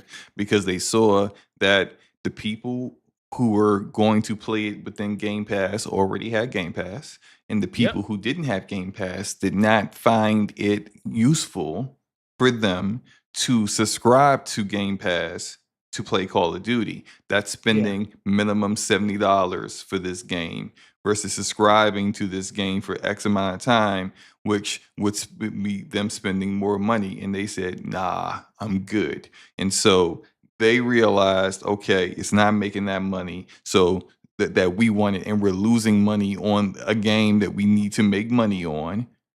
That's the big money maker for AB for the Activision side of ABK. So we're taking it out. So how do you rationalize? Now, Gears is already in there, right? Halo is in Yep. there, right? Forza is in there. Forza sells despite it being in there. But how do you rationalize Elder Scrolls now? Oh yeah. Or the next Fallout? Are Yeah. you going to say the same thing about those games? It's too big. Pause. It's too big to be in Game Pass. Yeah, I agree with you. Game Game Pass Pass is day going one to is done. change. Yeah, I think it's Yeah, going to yeah. change. Yeah. Yeah, it's not gonna be an overnight thing. It's gonna be over time, but you're eliminating the studios that you brought in to fund the Game Pass funnel. You know, Ninja Theory just happened to be one of the higher tier studios that happened to be a studio that put games into Game Pass, but it's just, and then you start talking about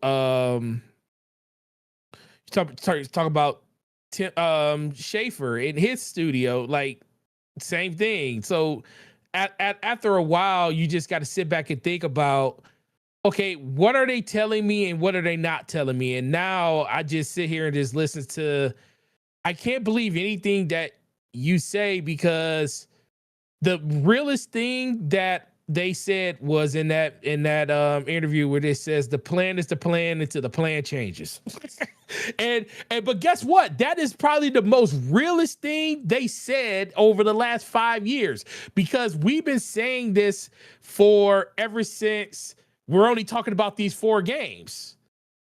Because actively at that time, I truly believe to my core, as much as Phil Spencer messed up with a lot of the things that he did, he still understood the promises of what gamers wanted with the ecosystem and games being exclusive to a platform. But at that point, the cat was out of the bag. Activision was already purchased. All that stuff, and then you started seeing the real numbers, and Microsoft got really, really involved when that happened. And when you start hearing conversations about what games are going, and we're only talking about these 4 games, and and then not even a year later, when he's in an interview asking about why would a game like Forza go over to PlayStation, he literally said, "Why would I keep a good game from as many people playing it?" As soon as he said that, I said, "Oh, the marching orders are in. This is where we are." Yeah, So and the thing is that, like, that's counter to promoting your platform, right? Because exactly. when you start doing that, you're operating like your EA or your Take Two or Ubisoft or something. Yeah, that's what they would say.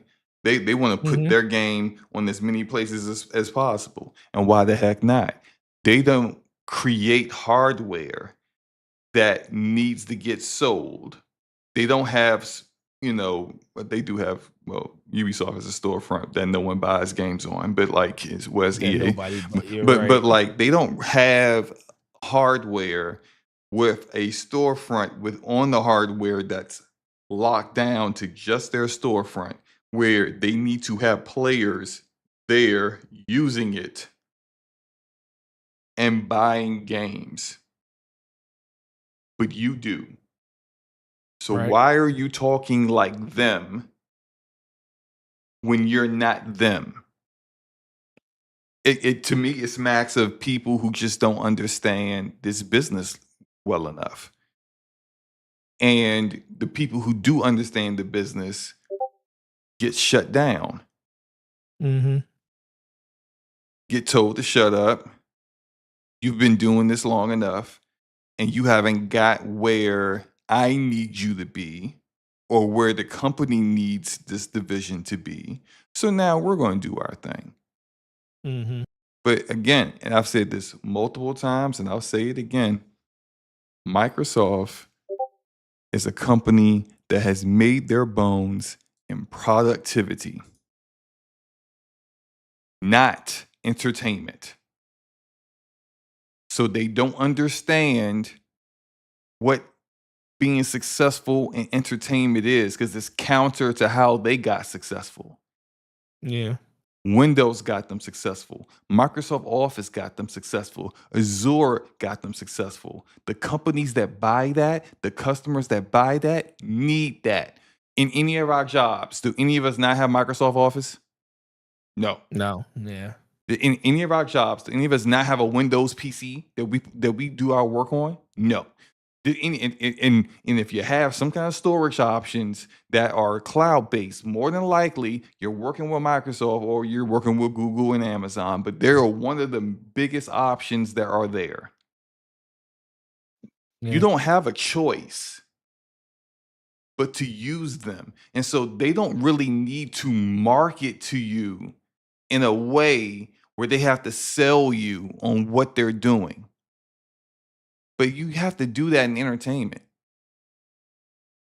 You have to sell people on it in entertainment. You have to invest big money in entertainment with the chance that it don't pay off. Sometimes it just won't pay off. Sometimes it's gonna suck. You're gonna spend a lot of money and it's gonna fail. But also sometimes you may have a game that you probably didn't spend a lot of money on, and it blew up somehow. Like an indie movie that blew up, or an indie game, like Expedition 33, or an Among Us, or a Rocket League. Like, those things happen too. But it's like you can't stand in the way of the creative process. You can't go back to the things, like they're literally going back to the things that got them in the position and back in 2018 where they bought 8 studios in 1 year. Exactly. And they did that because they had no new unique games outside of Halo, Gears, and Forza. Yep. And now you're going right back to that? Yeah. Ramon, you've been real quiet. Your thoughts on all this? Man, look. So I'm gonna try to not make this a rant, but first of all, empathy moment. Imagine you're Ninja Theory. You listen to the criticism that the fans gave you, and you start work on a Hellblade game that people wanted, and the game gets shown on the stage. As a team, that's your moment. You're sitting there and you're watching the reception, and you're seeing everybody hype, and you're seeing everybody online. That's what I wanted. Oh snap! We got more combat. Another Senua this fast? That's your moment. And then it's followed up with, yeah, we're just using that to try and see if we can get you guys a buyer. Maybe they already knew that ahead of time, maybe they didn't. But either if they didn't know it ahead of time, then it's disrespectful because they had this awesome moment and it was all fake. If they I did think it's disrespectful either way. If no, it's they disrespectful.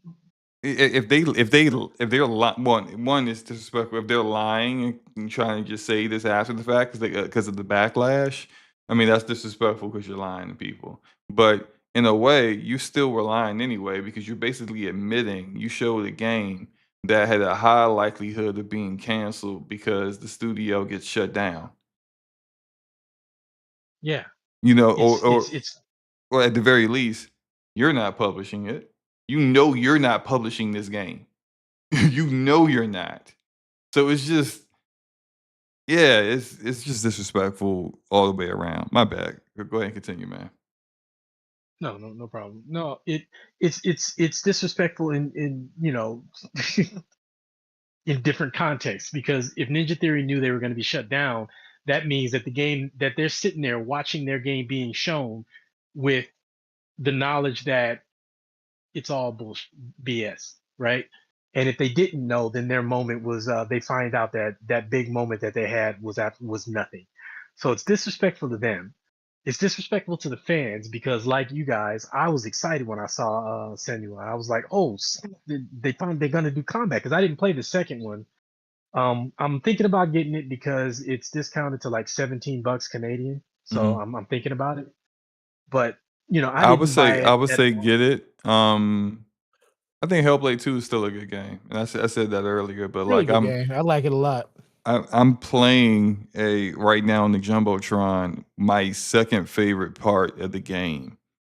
Um, and this is what you're seeing is like the preamble into like a big boss fight that was very uniquely created. And it's like little things like this that I appreciated from Ninja Theory and putting this in the game because it was something that I wasn't expecting and something you don't really see in a lot of games. But like this is the kind of stuff that you're going to be missing because I'm not getting something like this in Halo, and I love Halo, but Halo ain't doing nothing like this. Halo also is never going to look like this, like visually. So it's just No. there's a lot like that they're losing here. But yeah, and if Senua ever does actually come out, which we're not saying it's never going to come out, it's just the chances of that coming out versus the chances of Fable coming out are very different.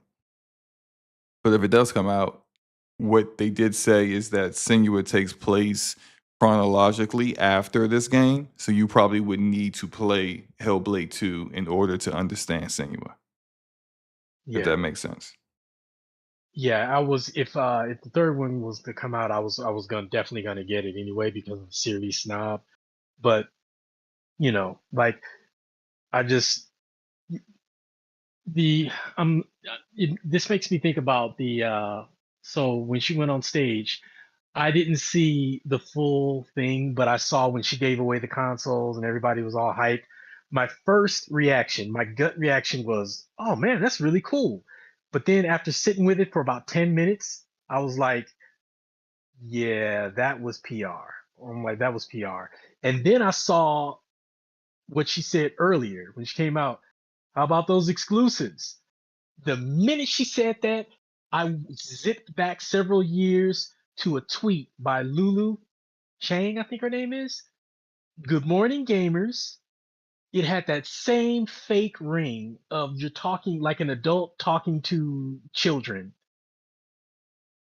and handing them out candy. Like when that whole, well, how about those exclusives? Like it was just, it's a small thing, but when she said that, she took me all the way back to Lulu Chang's tweet. And if that's her last name, my apologies if not I got her You last name mean wrong. the Lulu that worked at Activision, And ABK, yeah, doing it? Yeah, yeah, yeah.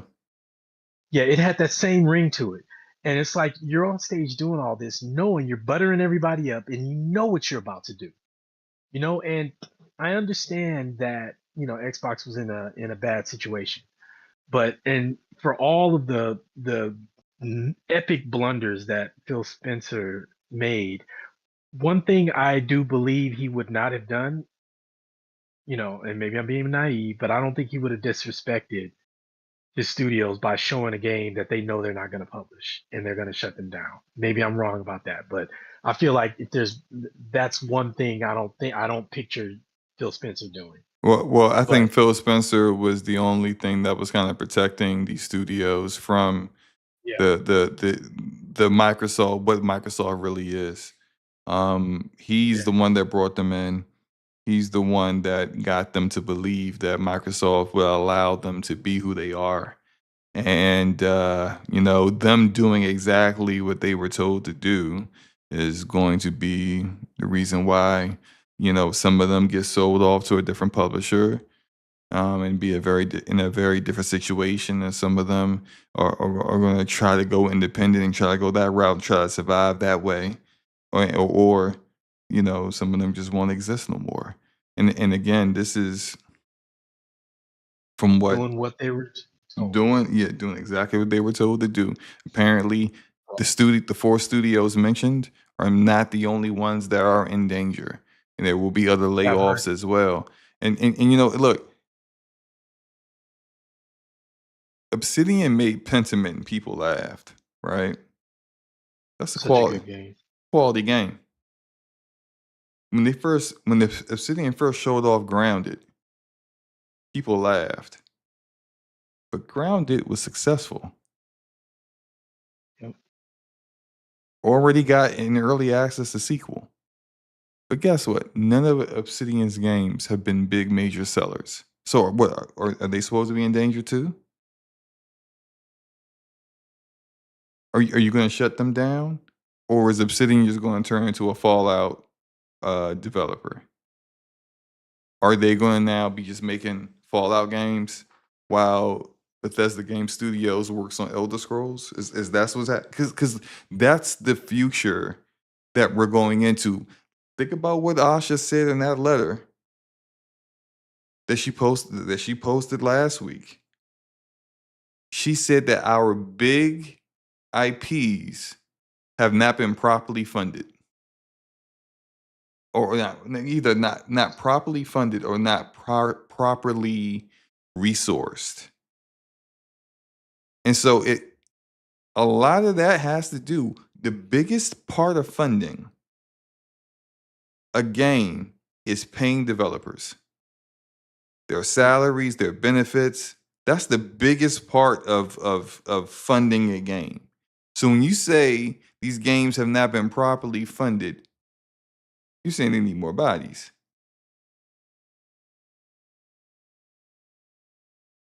You got a Fallout TV show with no game.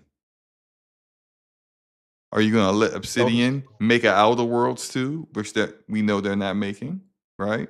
Right at this time. It's 3. Or are you gonna put Obsidian on a Fallout New Vegas remake? And then when they're done with that, you do a Fallout New Vegas 2. And when they're done with that, you go ahead. You know, they still, Bethesda's still cooking on Elder Scrolls. Why don't you just go ahead and just make Fallout, what, 5? It should be on 5, right? Yeah. Yeah. Just go ahead and make Fallout 5. You know, it's just, I know, like, if you're a Fallout fan, you're probably like, yeah, man, you know, I want more Fallout. And I get that. I get it. I get it completely, because there's a lot of people that feel that way, and that's what they know. That's gonna sell. Way more than Outer Worlds 2 did. Matter of fact, I just realized I said we're gonna make another Outer Worlds 2. It should have been Outer Worlds 3. My bad. But a Fallout New Vegas remake will sell 2 to 3 times what the Outer Worlds 2 did. So I understand it, right? Yet at the same time, some of these studios are going to go under for just doing what they've been doing. And Microsoft is just going to go back to what they've been doing before, which, as we all know, is just kind of like a recipe for disaster. It's just, it's not. They're a software. But No, sorry. No, they're a software company that doesn't understand art.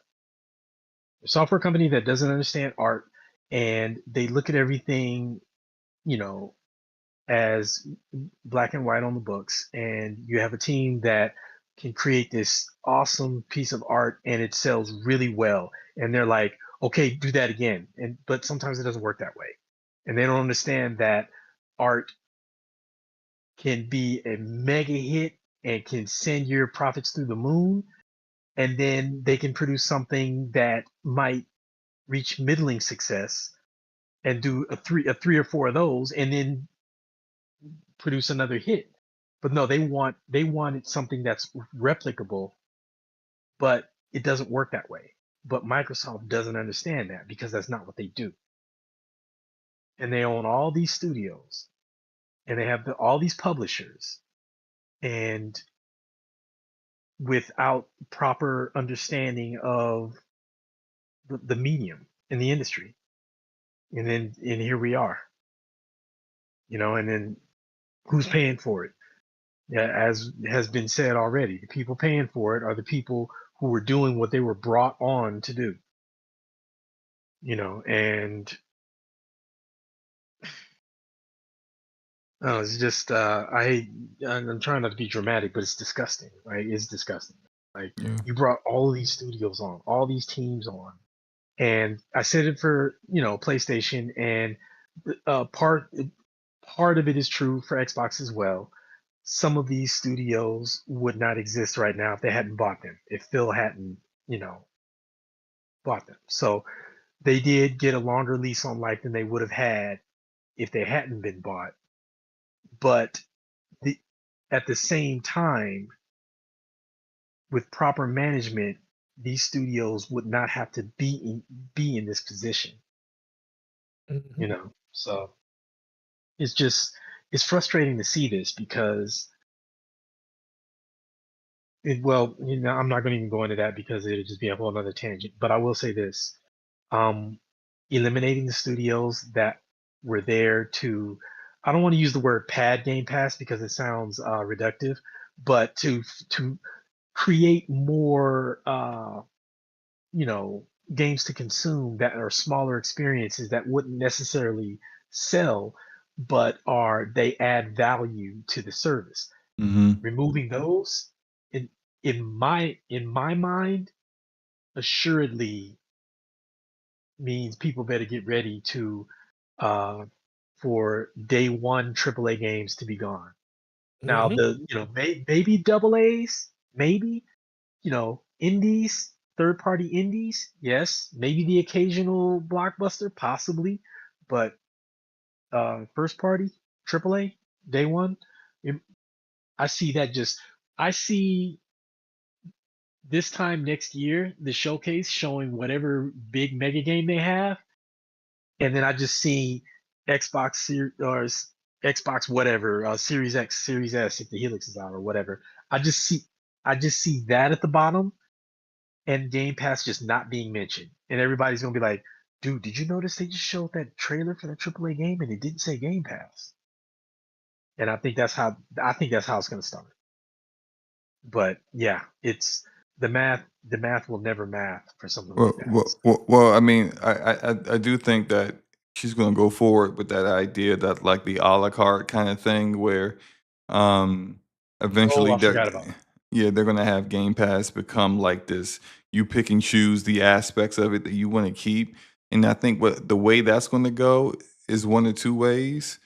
The If you want to have your Game Pass, your version of Game Pass where you get day one of these games, it's going to be far more expensive than what you think. And you're going to get less games because, well, not less games overall, but less day one release games because they're going to have less studios doing that. They're going to be more either working towards supporting, another one of the developers and make a bigger game that takes longer to get made, or they're going to be gone somewhere else, and those games won't be in Game Pass because they're not first party, you know, or like we've been saying, they just take the option away, and so you have options. You can get Fortnite Crew if you want. You want EA Play? Let's add that in there too. You want what is it? Ubisoft Plus? Got you. Or you want day one first party games? Yeah, so it's not on the menu anymore. Not on the menu anymore. Like And that's just yeah. all of this also, I mean, there's also a question in there as to what the Xbox as a physical platform. Like, I have trouble even envisioning how that's going to work because under the best of circumstances with the whole RAM situation, Helix is unlikely to be under $1,000. Hmm. How are you gonna like under the best of circumstances? So That's the other thing. Did you hear what Matthew Ball said about Helix? they're talking about kind of The, nerfing it a little bit. they're reevaluating the whole thing. Hmm. And Okay, so see, I said, oh man, I said it. now if you I said add it when they in first. also what Asha said, where someone asked her about other storefronts being in Helix, because the entire pitch was that you would be able to not necessarily buy games on Steam through Helix, but let's say if you're on the Steam app on your phone or Steam on your PC and you buy, I don't know, Resident Evil Requiem, okay, as an example, on Helix, you would be able to have your Steam library present, and then it would kind of have like hooks that will hook into Steam and allow you to launch your game. And she basically kind of referenced that as like a previous regime kind of idea. Yeah, she wasn't there for that. This is for that talk. Yeah. Right. So all that stuff is very much up in the air. Helix could like all what they pitched with I forgot the guy's name. The guy that's their head of hardware. I forgot his name. Oh, Jason Jason Ronald. Ronald. Jason Ronald. Yeah, what Jason Ronald pitched everyone at GDC may not be fully what it is anymore. You know, it may be just a console without all the PC elements that were supposed to come with it. And for some people, maybe that's what they want. You know, the people who hate PC, right? But if you were high on Helix for what they presented, you might be a bit disappointed for what it turns out. And if any, at the very least, I don't think they're released. They were talking like they were trying to release this in 2027. I don't think that's happening Ain't no way. anymore. There's no way. Yeah, I don't Nah, think I don't that's see it. happening anymore at all. Yeah. I think Helix, if they turned Helix just into a console, it would probably work out better for them because they could get the cost down and try to, rebuild their platform as much as they can. Because Helix is not going to help them rebuild their platform. I mean, it's too pricey, and then you're stuck with what? So the series is the affordable route, and then the Helix is the premium route. Like, so you stay in past gen, or you spend $1,000 for a PC. Oh, okay, I'll play ball. PC hybrid, console hybrid, but that $1,000 plus, that's not gonna onboard a bunch of people. So, what Xbox is gonna look like a year from now, or 2 or 3 years from now, I don't know. Well, look, I don't want to depress the entire audience as well as ourselves any further. Anything else you guys want to say on this before we get up out of here, man? This conversation made me want to go to bed now because it's all sad. Oh, you too? Yeah. Just Man, I just yeah, it's like you just want. It's like with Craig asked Smokey, like, you want to go lay down? Yep, sure do. You want to go lay down for a while, but like, yeah, I don't. I'm just trying to imagine a scenario where Xbox actually can come back enough to at least remain in the market with a platform. But the word Sega keeps popping up into my head, so I don't know. No, there were definitely a number of people when when Phil retired. And yes, I said that with quotation marks that you can't see. But when Phil retired and Asha took over, there were a lot of people who were saying that Asha, forget what she's saying right now.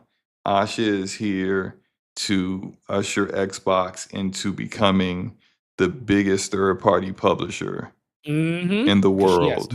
Because she has no ties to any of this stuff that all of us have this attachment to. Yep. So she is the perfect person to do it. And all the things that they promised before to their gamers, to their community, to their developers, all that stuff, that was previous regime stuff. She ain't got nothing to do with it. And she can do what Satya has wanted to be done. Satya been out here talking pretty spicy lately. Yep. You know, Yes, saying he said we have been subsidizing Xbox for 25 years. And now it's time for it to be profitable. Yeah, like this kind of talk. So all the people that said don't listen to what she's saying, she's trying to get you all guys on board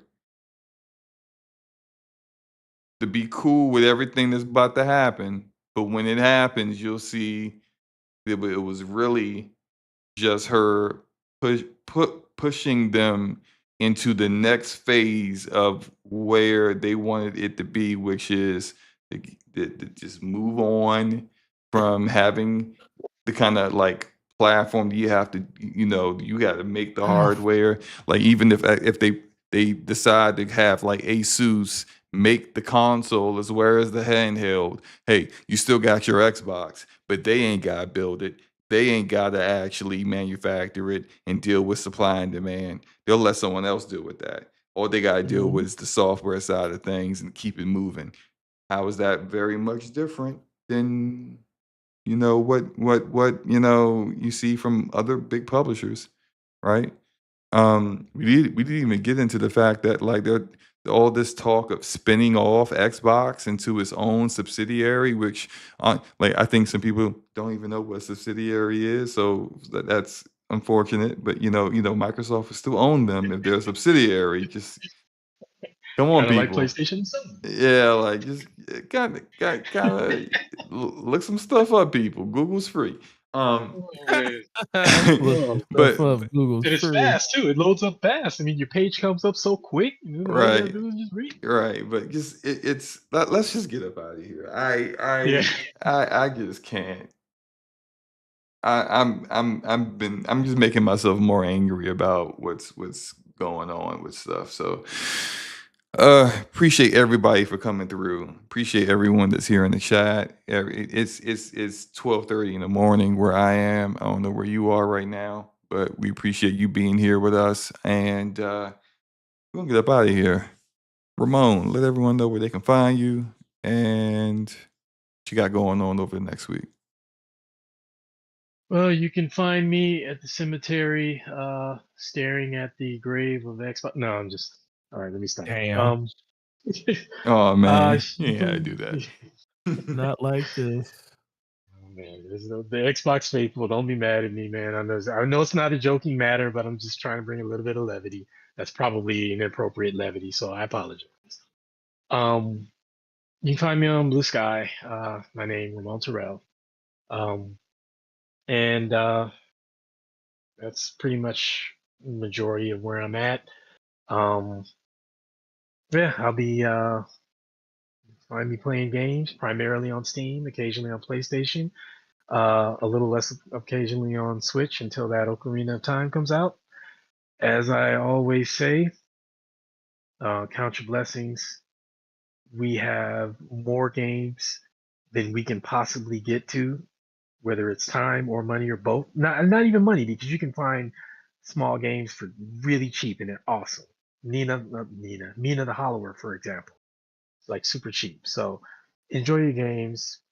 You know, enjoy that we have this hobby and there's so much diversity in it. And despite all of the apocalyptic stuff, the dystopian scenarios that we finished this show on, you can still go on PSN or even Game Pass or Nintendo eShop and find awesome games for whatever price you're willing or able to play. And just remember that and enjoy yourself, because this is a hobby for enjoyment. So, enjoy your games. And that's it. Soapbox off. Forte? Yeah, he said it perfectly. I think conversation has been had, and now it's up to us as individuals and as gamers to come to grips with the coming waves that are going to happen inside of gaming. This is, like I said, it's a reason that June and July are always rough times around this industry, because that's when a lot of these corporations make their biggest moves before they go into their next year. So I think once again, got to be sensible to the situation that all these developers and some of these studios are in, but just know that at the end of the day, we're just gamers and we're here to play the games. But if the corporations that we trust to bring us these games are not doing what they need to do, or are making moves that we don't believe in, as long as we're supporting it, they're going to keep doing it. So this isn't a call to tell people to stop supporting their favorite studios or supporting their favorite platform or anything like that, you know, because gaming is a very tribal thing to be a part of. I've been with it since I can only remember, but you know, at a certain point, we have to put our foots down and say, you know, enough is enough. And I made that decision a year ago when I got rid of my Xbox and said, I'll stay in the ecosystem. Game Pass is still a thing and I appreciate it. And guess what? I'm going to appreciate it until it's gone. I told people don't lick a good horse in the mouth as long as they're giving you free games. Well, not free, as long as they're giving you these games to play.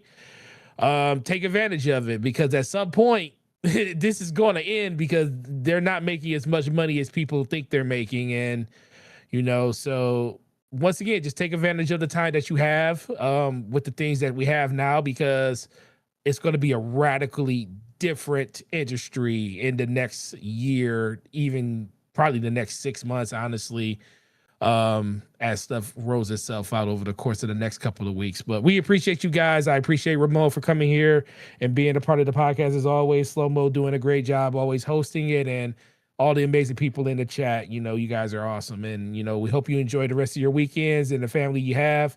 Have a good Father's Day for dads on Sunday. It's going to be a great one. Have a great day. Enjoy your families, but enjoy the games you're playing too, because that's your sanctuary. If no one tells you that you're appreciated as a father, you are appreciated, let SloMo tell you, you are appreciated. Very much. Fathers are very, very important. We have a very important role in family dynamics. And if you feel like no one else recognizes that, don't worry. I am also a father and I know. So just, you know, you gotta, sometimes you're just gonna have to be cool with the fact that no one else is giving you your due. But you don't need that. You're still going to do the thing that you need to do, which is take care of your family, take care of your kids, man. It is what it is. Yeah, exactly. What about you, SloMo? You know, I did say I was going to try to stream Directive 8020. I think I'm getting closer to go ahead and doing that. I think I may have some free time over the next week. And so what I think I'll do is stream it on the DPS channel. And like do it episode by episode. So look out for that soon. I have not seen anyone talk about this game, so I don't know if Directive 8020 is like one of Supermassive's duds or if it's one of their gems. I have no idea. I know I remember seeing the trailers for it and saying, "Oh, that looks interesting." It's Supermassive, so it's hit or miss, but I'll give it a shot. Mhm. So guaranteed my reaction to all of that's going to be pretty genuine. So if you see the notification pop off, come on through and watch the dumpster fire or the amazing story play out with me. So other than that, yeah, that's about it. Hope you guys, again, great happy Father's Day for the fathers out there this Sunday. And enjoy your summer. Go out, touch some grass, touch some. Touch something. Touch something. Stop right there. Stop right there. Just touch something. Consensually. Consensually touch something, okay? Because some of y'all, I don't know about some of y'all. Reach out and touch somebody's blank. Okay, we gotta Make go. sure it's because consensual. he's singing. So can you mute Forte from there? Oh, yeah, I could, but you know, we about to get off anyway. So y'all have a great night. Peace, man. Later on, y'all.